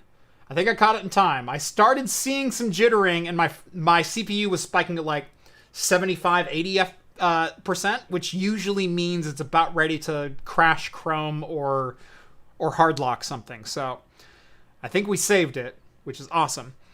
Let me pull that back up. Okay, cool. Got the chat back up. Okay, we're good now.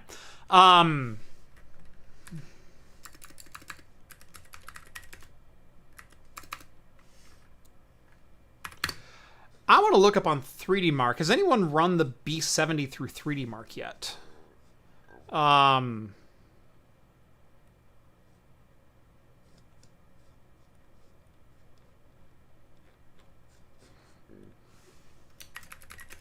I haven't, if that's what you're asking, Jeff.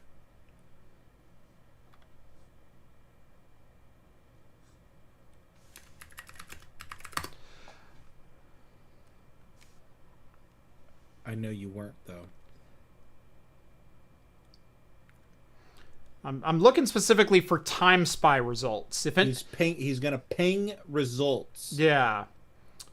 There we go. Okay.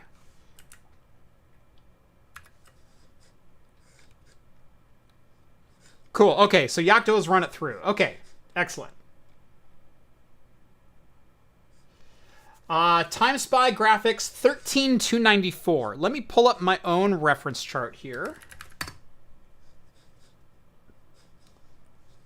because I have so many graphics cards cataloged. A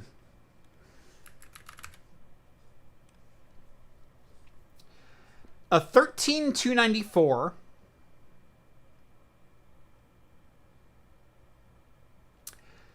feels extraordinarily low, because that's what the ARC B580... Oh, no, that was the A770. Hold on. B580, B60, Okay, there's the B70. Graphics score of 13659 in Time Spy. Sorry, 19659. 19659 would put it equivalent to an RTX 3090. In 3D Mark Time Spy, an RTX 3090 hits 19,899, so we're within like 1.5% of an RTX 3090. 3080 Ti is a 19,628, so almost identical. So RTX 3080 Ti for a B70. As far as a modern graphics card, that's almost competitive with an RTX 5070. A 5070 is 21,039 or 21,000 flat. A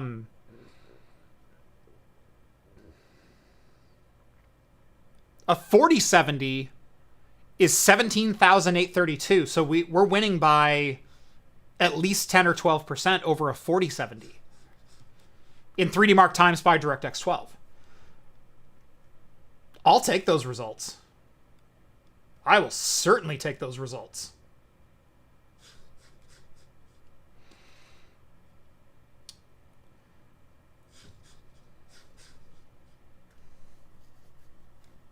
Dang.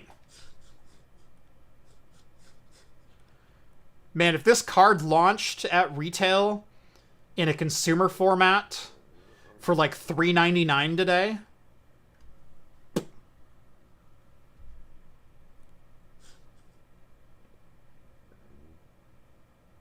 that's insane.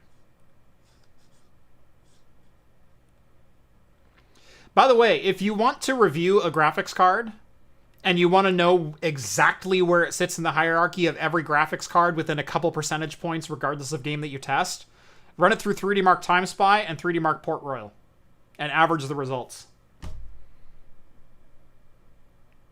You will get the full top to bottom performance list.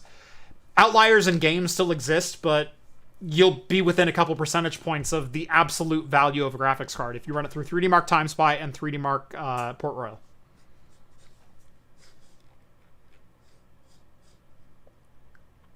Yeah, there needs to be a 16 gig or a 20 gig version. Yeah, I think at a 16 gig version, even for like $4.99, I think it'd sell like hotcakes. You're near 5070 level performance. And that would be $200 less. You're almost dead on equivalent to a 5070.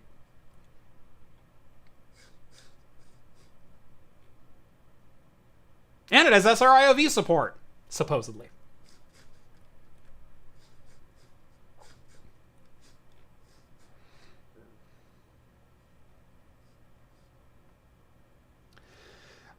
Jay sends over $5 super chat. Thank you, Jay. At $1,000, the B70 is reasonable.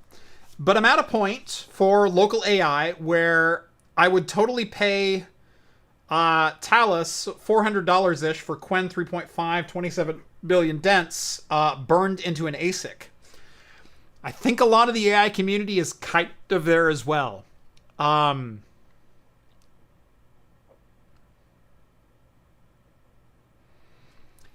Man, if AI could go full ASIC instead of being generalized compute, which is what OpenCL and CUDA is generalized compute. It's just a little bit more specific than CPU compute.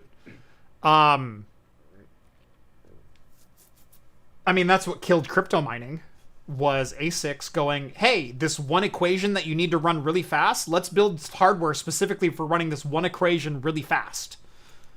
And guess what? If you don't have to devote all the silicon space to shit like video encoding and ray tracing and raster pipelines, and imagine how much faster your equations could go.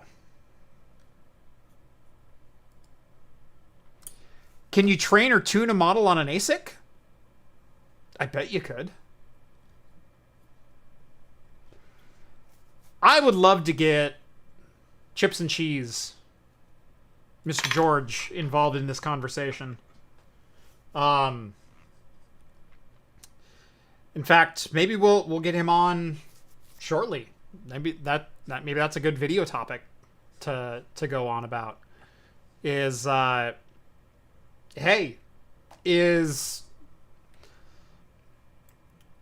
While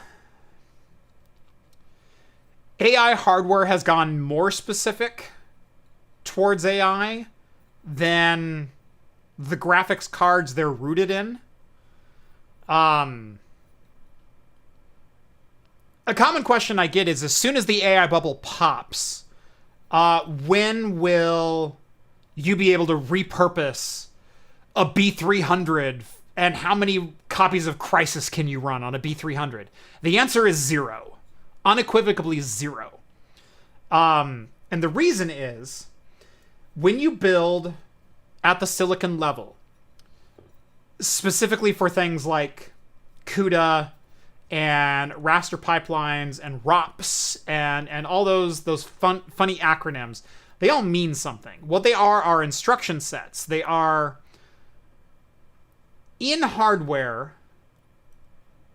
XOR and or gates that help in solving math equations. but very specific math equations. In hardware, they are essentially helping the raster pipeline, helping turn math into geometry, into triangles, into shaders, into ray tracing, into final image. The B300 and a lot of enterprise cards from NVIDIA and AMD and the like over the last 3 to 4 years have been stripping out a lot of the raster pipeline.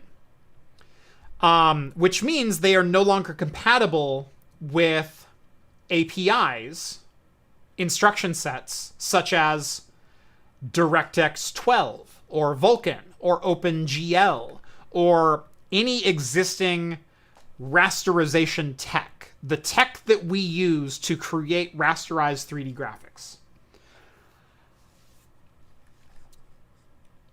Instead, the instruction sets for CUDA on the math side of things are still there.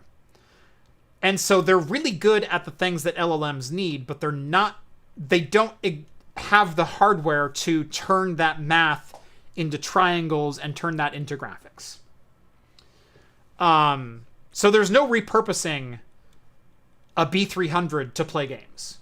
The hardware doesn't exist within the silicon. If NVIDIA goes any further, we're almost to the point of having an ASIC. Like, some other components of the silicon still exist.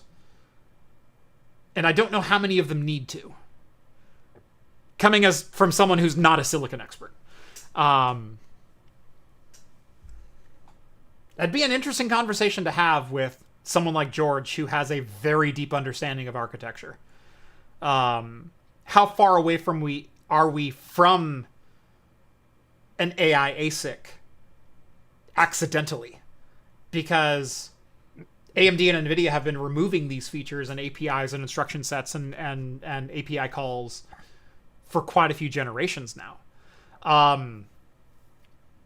Do you want to talk? Go back to our review conversation. Supermicro sent me over a microcloud server. Their 4004, 4005 Epic microcloud had 8 compute nodes in it. 2 of those were GPU compute nodes, and inside of those two GPU compute nodes were AMD MI210 graphics cards with 48 gigs of VRAM that support MX GPU for bifurcation. Basically AMD's version of vGPU, Grid, from NVIDIA. You could bifurcate those graphics cards and send them off to multiple virtual machines and split off the amount of memory and dedicate it to a... And Supermicro sent me those cards because they were really interested in seeing, hey, what's the VDI performance like on this? Let's send it to Jeff so he can test it. Guess what the MI200 doesn't have? Raster pipeline. Which means it's not compatible with DirectX 12 or Vulkan or OpenGL, which means, yeah, you can split it up with Raster IOV, but you can't game on it. Because that hardware doesn't exist. It physically isn't there. So games don't know what to do with the graphics card, even though it's technically a graphics card still. Right.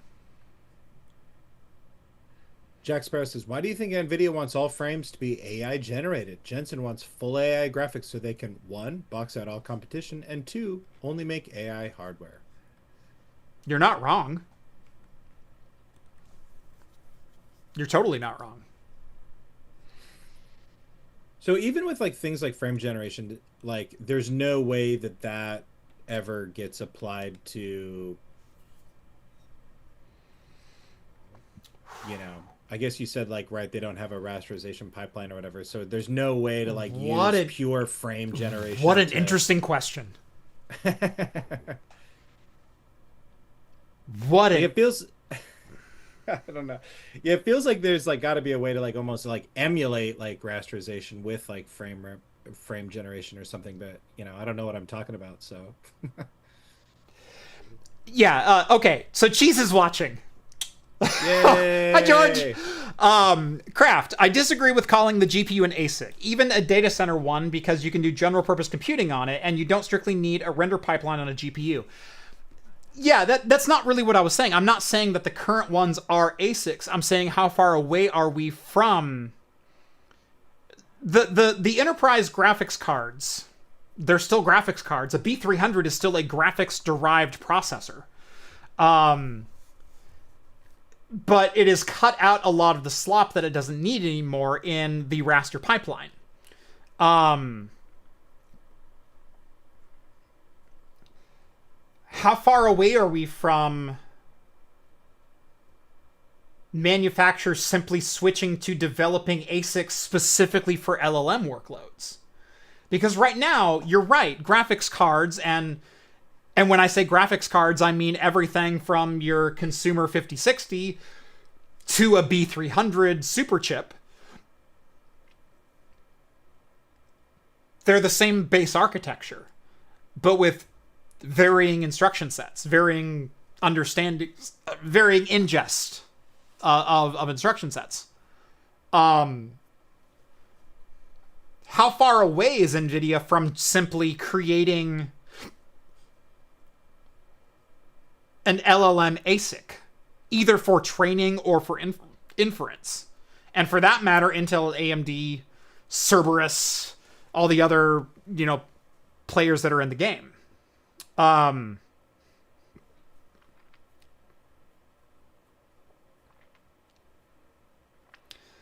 she says, for example, you may not be able to game on an MI210, but you can change the workload. And Rett, your question of like, well, if you just use frame generation, couldn't you just...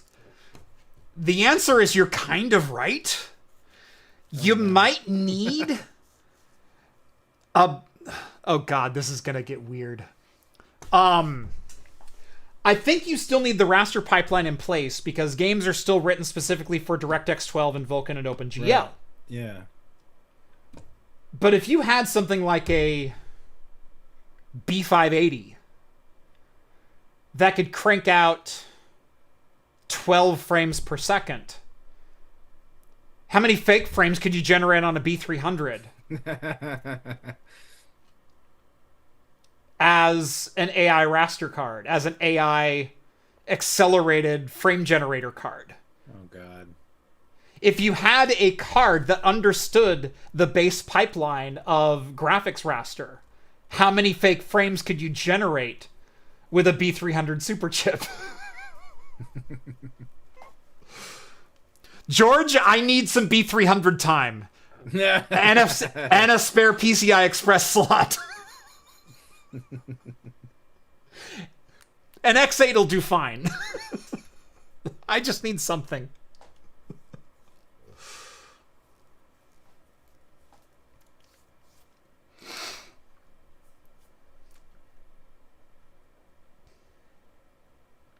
Zeus.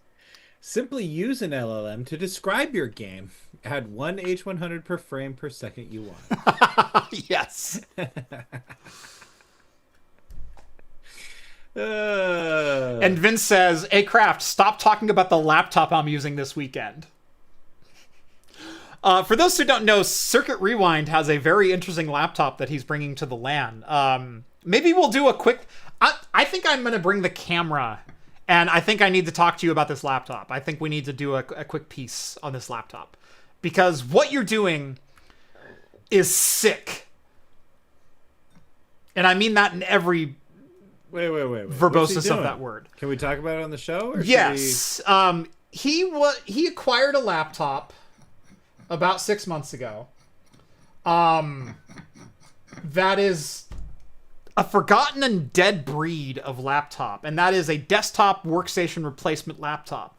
And this particular desktop replacement workstation laptop that he got had an Intel 6700K desktop CPU on it. 4 cores, 8 threads, but still an i7 6700. And dual GTX 1080s in MXM form factor. So mobile socketable MXM 3.0 form factor. Did you know they make RTX 3080s in an MXM? Now, SLIing a 3080 isn't possible. But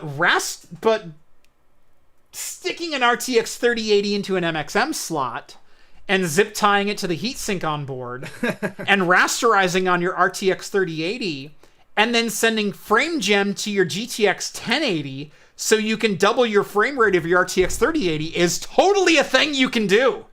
Wow. In a laptop.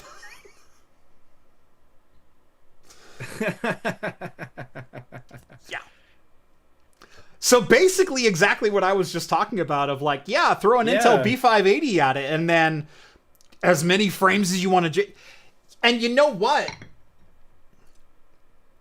If we could take a B70, follow me here. If we could get a B70 into a system with a B300, so an Intel B70 with SRIOV with let's assume working virtualization drivers, and we could split it 8 ways, and we had RTX 5070 power equivalency, but split into 8 ways. Okay? So what is 1/8 of... Hold on, I actually probably have these numbers. What is 1/8 of an RTX 5070? That's 21,000. 1/8 would be... Well, 1/7 would be 3,000. So about 2,000, 2,500 points. 2,500 points, roughly a 1050 Ti for rasterization. That's 2,352 points in 3D Mark Time Spy. So roughly, if we split an RTX 5070 8 ways, or an Intel B70 8 ways, we would have roughly a 1050 Ti. I'm oversimplifying, but follow me. If we put that as our rasterization card, getting 7 frames per second, could we 8x frame gen that into 860 FPS games with a B300 working frame generation? Of course, it's where your mind goes.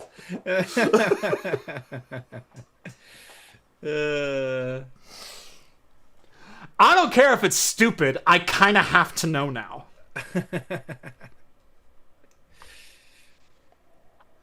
Vince says that his laptop has a higher wattage rating on its PSU than his desktop. Yeah, I know. Oh, that's great. I'm excited to see that. Civic says, was the CPU user replaceable? Yes, it is a full socketed 1151 or 1150 or whatever the socket was at the time, 6700K, which means roughly socket compatible with an 8th or 9th gen Intel as well. Now, Intel would have you believe that 8th and 9th gen use a completely different socket and architecture and everything else from 6th and 7th gen, from Skylake and Kaby Lake, right? Only you could BIOS mod that socket to support 8th or 9th gen CPUs, which means we could potentially put a 9900K, an 8700K, an 8086K, 6-core 12 thread, 8-core 16 thread into this laptop with an RTX 3080 and a GTX 1080 for a frame generator via lossless scaling. That's totally a thing.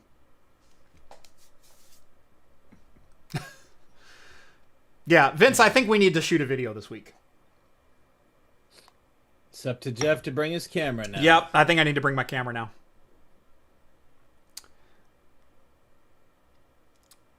Yep.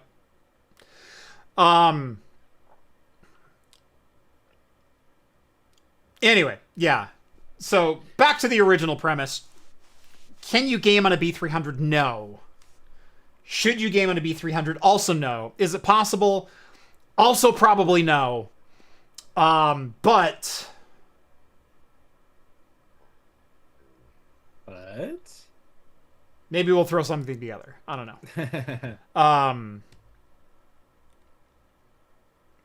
Yeah. Who would I call? I know who I could call. I know who's crazy enough to get me a B300. I've got a guy. The biggest question is, could I... George already said he can't do it, man. George doesn't like any of my ideas.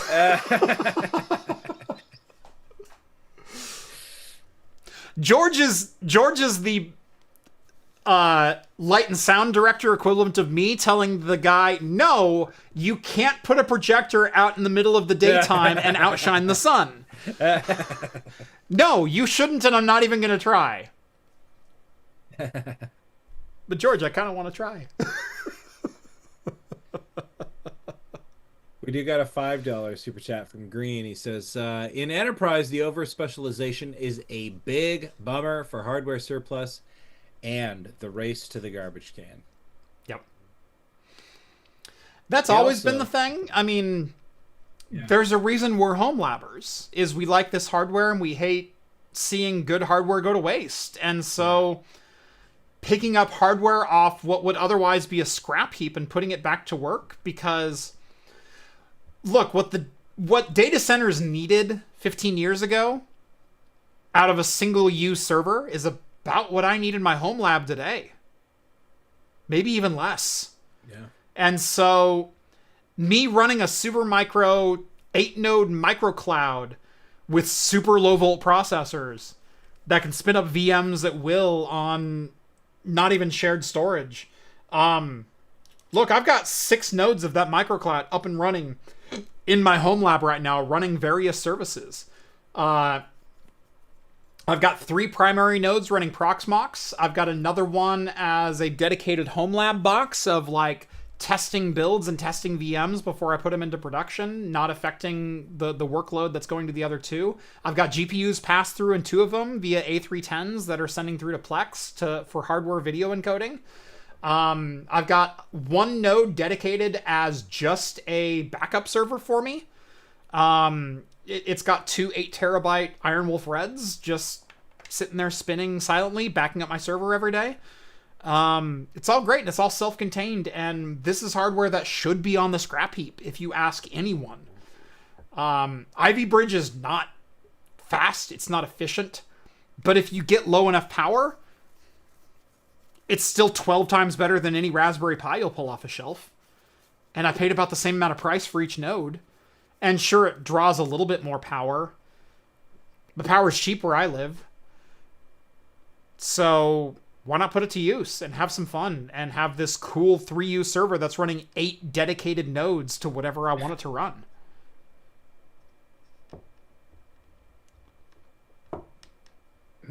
There is a $2 super chat from Green that also says Oculink GPU rack shelf when? I don't know if I'll go Oculink, but I have been looking at MCIO options. Oculink only delivers 4 lanes. I really want to be able to deliver 8 lanes to a GPU because I'd love to hook up any GPU to any server that I have at least an 8-lane PCI Express slot by, even if, I don't know, maybe it's a microcloud that only has a half-height, half-length card slot in it, and maybe I should output that to an MCIO that can do a full X8 to an RTX 5090. I don't know. I have crazy ideas sometimes. Also, Green chimes in and said, I did do 4 Tesla P4s and 1 Tesla P4 running lossless scaling acceleration for all of them. And that was an idea that George absolutely hated, because I was going to do that with my V100, and I still might. Bifurcating 7 of the V100s in the Inspur DGX V100 system that I have, and having the 8th V100 split 7 ways to run a lossless scaling accelerator on the rest of them. Essentially doubling the rasterization frame rate of each instance. Because that sounded like fun.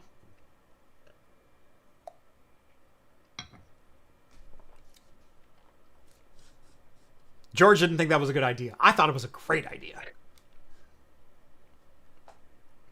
Hi, George. Yeah.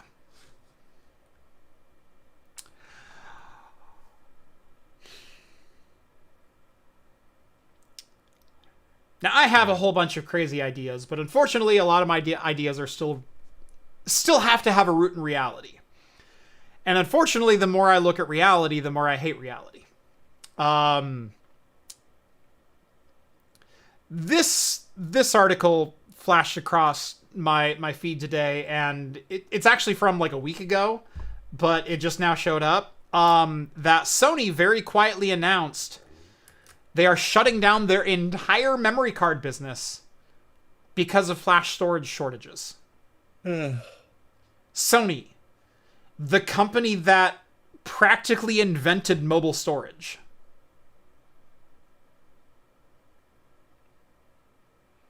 is no longer going to be producing mobile flash storage. SD cards, CF Express, all of it, they're canceling their entire line and entire division because they can't buy enough flash storage to make their components anymore.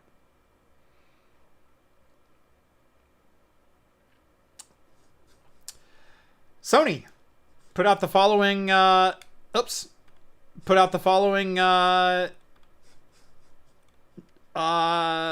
statement on their website. Thank you for your continued patronage of Sony products. Due to the global shortage of semiconductors, memory, and other factors, it is anticipated that supply will not be able to meet demand for CF Express memory cards and SD memory cards for the foreseeable future. Therefore, we have decided to temporarily suspend the acceptance of orders from our authorized dealers and from customers at the Sony store from March 27th, 2026 onward. So essentially effective immediately. It's not like we'll sell through the rest of our stock. It's that we are no longer accepting orders because we don't have anything. Regarding the resumption of order acceptance, we will consider it while monitoring the supply situation and will announce it separately on the product information page. The suspension includes all of Sony's memory card lines. By the way, this is from Petapixel. Including CF Express Type A, CF Express Type B, SD cards. The 240, 480, 960, and 1920 gigabyte capacity Type A cards have been suspended, as have the 480 and 240 Type B cards. Full gamut of Sony's SD cards has also been suspended, including 256, 128, and 64 Tough branded cards, and the lower end 512, 256, 128, and V30, 128, blah, blah, blah, blah, blah. Everything. Top to bottom, Sony says we're not making flash memory anymore. Are we winning yet? We're always Seriously, winning. I want to know. Yeah, we're always winning. We're always winning.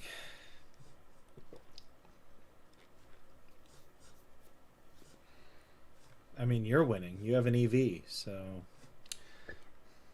Man, did I buy it just the right time.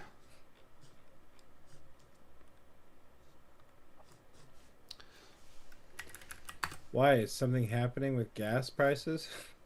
Just kidding. We all know that they're screwed.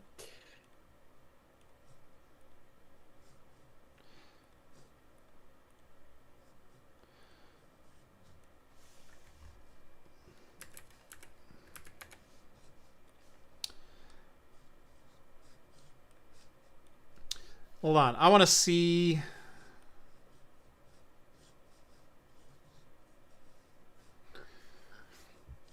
I want to see what the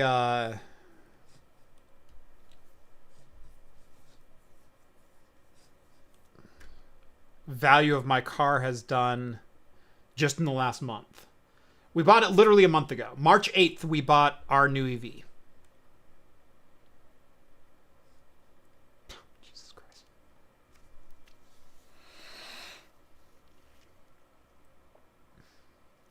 The trade-in value for my brand new car that I just purchased, a 2024 Kia EV9 Wind, is now more than the KBB retail price that we paid. Let me say that shit again. In the last 31 days, the trade-in value now exceeds the price that I paid for this car a month ago.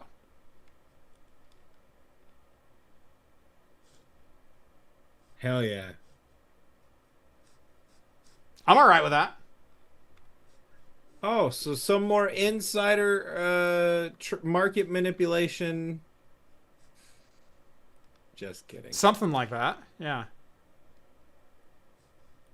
Someone is winning. Yeah, someone's Jack winning. Sparrow says, yeah.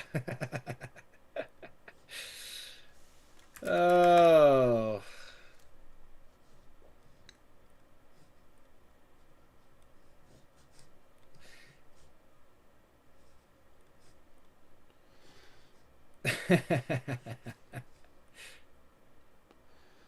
Hold on, and let me see what...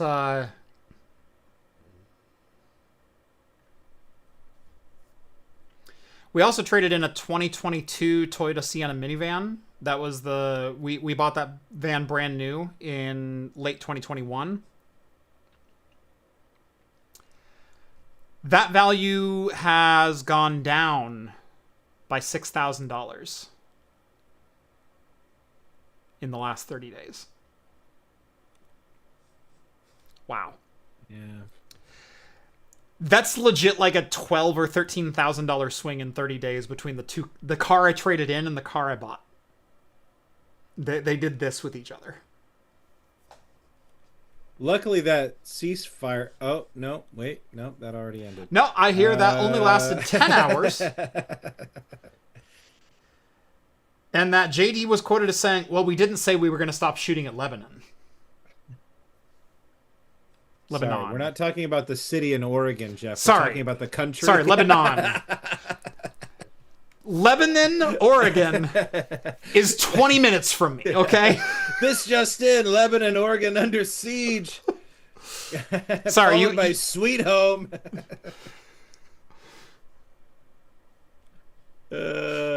Albany expected to fall next. How long can Brownsville hold out? Oh, God.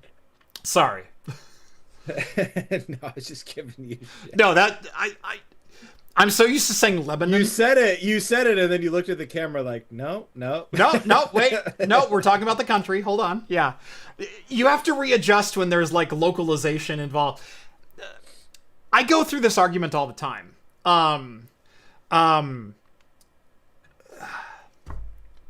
Two of my favorites that have come up in comments repeatedly were AMD's Bergamo architecture. AMD has Bergamo, which is Zen 4C. It had its own architecture name. And as we all know, AMD has been naming their architecture after Italian cities or localizations. So we have Naples, we have Rome, we have Milan, we have Turin, we have Bergamo, we have, all these other places. And whenever I say Bergamo, it's after an Italian city, so it's Bergamo. Oh, right. Yeah. As if localization doesn't exist. And my favorite retort to that is, it's not actually pronounced Germany, it's Bundesrepublik von Deutschland. Because that's what they call themselves. That's the name of Germany, is the Bundesrepublik von Deutschland. But we say Germany because that's our localization for that name. Localization exists. We have a Lebanon, Oregon. It is not Lebanon, the country. There's also Ubuntu,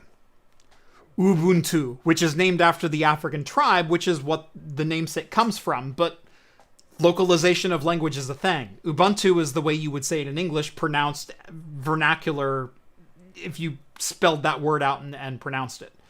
Not that English is perfect, but there are some rules that you can follow through most of that. Stop correcting on localization. It's stupid.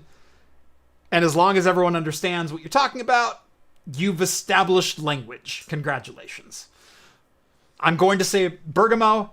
I'm going to say Naples. I'm going to say Rome.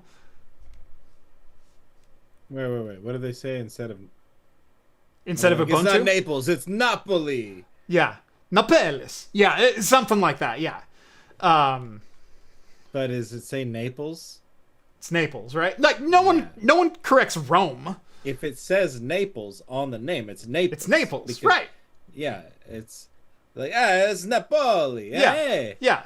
It's Florenzia. Yeah, but what's funny is people narrow it in on Bergamo. On Bergamo. Yeah, it's supposed to be Bergamo. Yeah.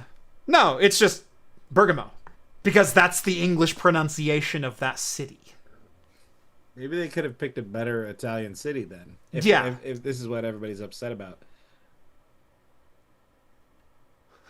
Civic says, I'm going to say bergamotte like a French idiot.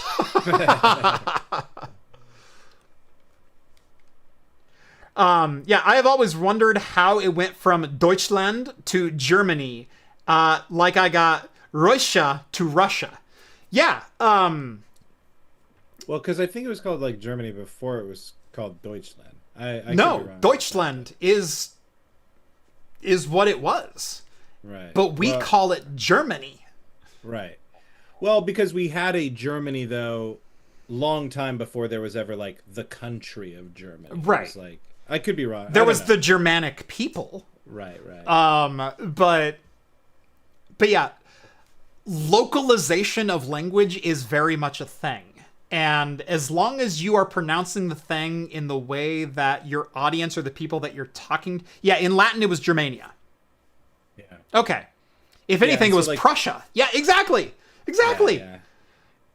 And then there's a lot of people when you're like talking about history and all this type of stuff, you tell them that the state of Germany has only existed for like 35 years. And they're like, no. And it's like, no, yeah. When the Berlin Wall fell, they became a new country. Yeah. Literally. Yeah.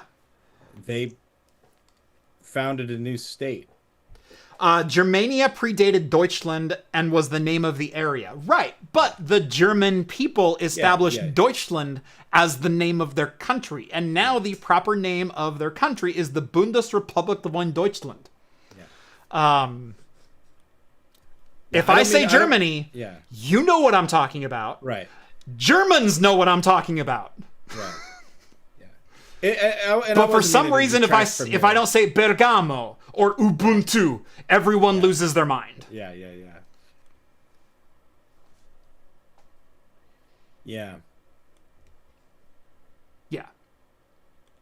It's one of those weird things. I mean, every country in, has its own name. They don't call themselves Japan either over there. Right. Every country's like that. Yeah. Do you think Canada's name is actually Canada? That's just the name we use to make fun of them. Deutschlanders know what we're talking about. Yes. What should we call Burma? Oh, boy. Getting into the real hard questions now. Apparently, the Germans call Burma, but they spell it differently. Yeah. Well, he only says that because there's the debate about Burma versus Myanmar. Right. Like one, because there was the coup and all of Myanmar is the same across. Cool. Yeah. It's because one is like the legally recognized name of I can't believe they don't actually say the United States of America in German. Like, so disrespectful on their part. I don't even know what they're talking about when they Vereinigte Staaten von Amerika. God.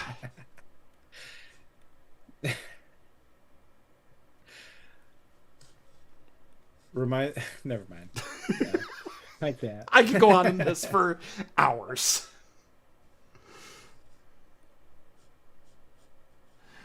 Rett knows his geopolitics.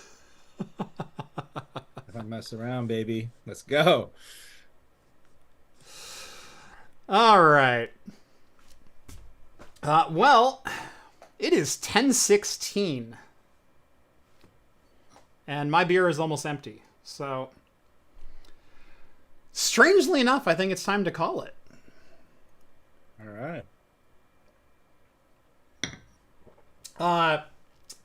If you like what we do here on the show, and in fact, if you want to join the super secret after party that happens every week immediately following Talking Heads, join the Patreon, patreon.com/craftcomputing, and get access to the Discord server.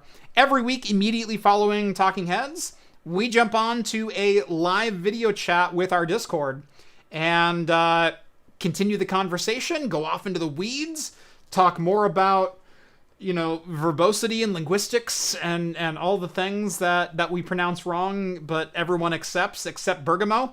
Yeah. I mean, how do you pronounce Siena in Italian? Is it still Siena or is it Siena? We're as my old math teacher would say, you're putting the emphasis on the wrong syllable. Who knows? Anyway, if you enjoy this kind of talk, want to keep the conversation going, patreon.com/craftcomputing. Join the Patreon, get access to the Discord, join the community, hang out there all through the week. Tomorrow, Rett, you, me, Steve, all of us will be up at PDX LAN up in Ridgefield, Washington, Clark County Events Center, North Vancouver, if you're from the area. And taking part in an awesome LAN party. Largest LAN party west of the Mississippi. Well, not quite. That's QuakeCon. Largest LAN party in the West Coast. Yeah. Anyway, we'll be there. Yeah. We're going to play some games. If you're at PDX LAN, come say hi. Yeah, come say hi. If you're in the Discord, follow along. We'll be playing some games. I'm sure that there's room for people who are not at the LAN to maybe occasionally jump in. Absolutely. If they'd like to. I'm going to be kicking some butt and taking some names. So, What games you got on your radar this time around? I don't know. I was really hoping to get a group to do some 5v5 Counter-Strike or something like that. It would be fun to get some, or even if we could, because I know they're not doing a Rocket League thing anymore. If we could get our own craft computing Rocket League thing going, that could be kind of fun. A little craft computing rocket tourney, I could do that. Yeah. Something laid back. Some people in chat were saying oh, I haven't played competitive games and blah blah blah. But it's not like we're all filling up our days grinding these competitive games. You know what I mean? It's I haven't played Rocket League in months since we took third in the tournament that last time a year ago. Yeah, exactly. So it'd just be fun to we could literally even just not to toot our own horn, but Rett and I took third in the Rocket League tournament a year ago. Yeah, it's pretty awesome. But we could even keep it low key fair by just randomly assigning teams, 100%, and doing stuff like that. We don't have to make it bitter, and we don't have to play for hurt feelings. Just have fun. We're there to have fun. Absolutely. And if you want to see some of the events, I'll be doing some live streaming on the Discord. I don't think I'll do anything on the channel officially, but we'll probably be doing a video or two out of the LAN. Like I said, I'm probably going to hit up Vince and let's talk about your laptop and some of the crazy crap you're doing with that. Looking forward to fragging Vince in a couple games too. Yeah. He got me good last time. Not a fan, so. I will say... Yeah, it was last spring. We fired up Duke Nukem 3D. We went to first to 50 kills, and I think we had 16 people playing Duke Nukem 3D. Nice. On eDuke 32 running the modern multiplayer server. And Artemis would be fun. Somebody says Artemis, by the way. Artemis has been on our list. I think we're going to try to get an Artemis group going. Yeah. Vince won the first one. The first Duke Nukem 3D level that we played. I had 37 kills or something like that. And he hit 50. And I went, all right. And I won the next 4. You hear that, Vince? Shots fired, bro. Shots fired. Yeah. I will say, sneaky good as well. Skull was always in the top 2.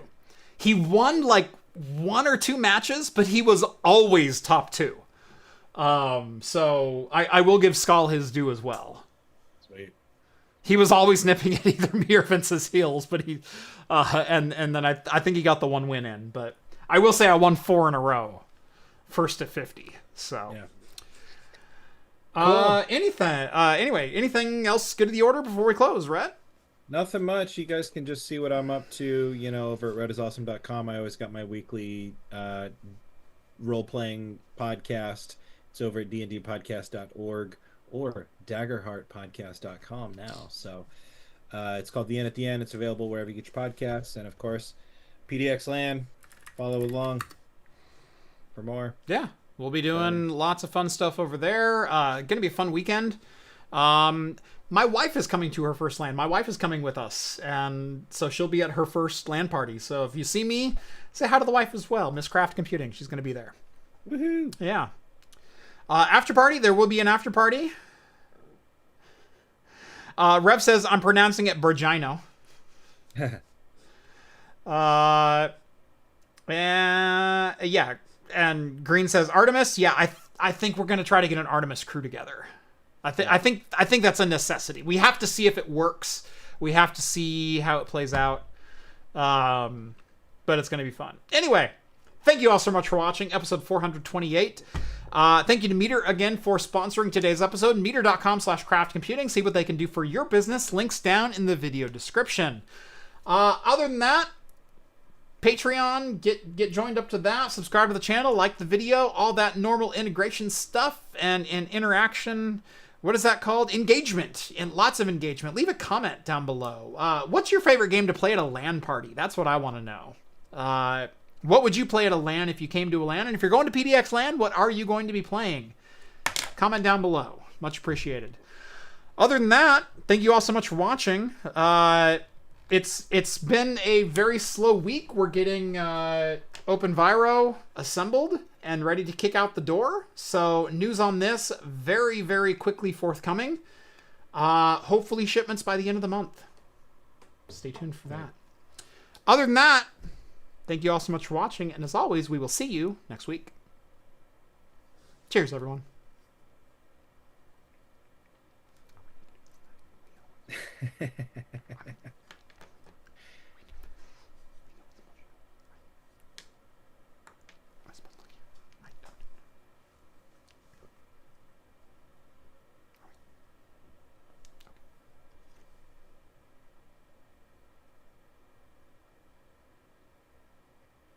I can't pretend I'm out because the molar in my hat is freaking out. Good night, everyone.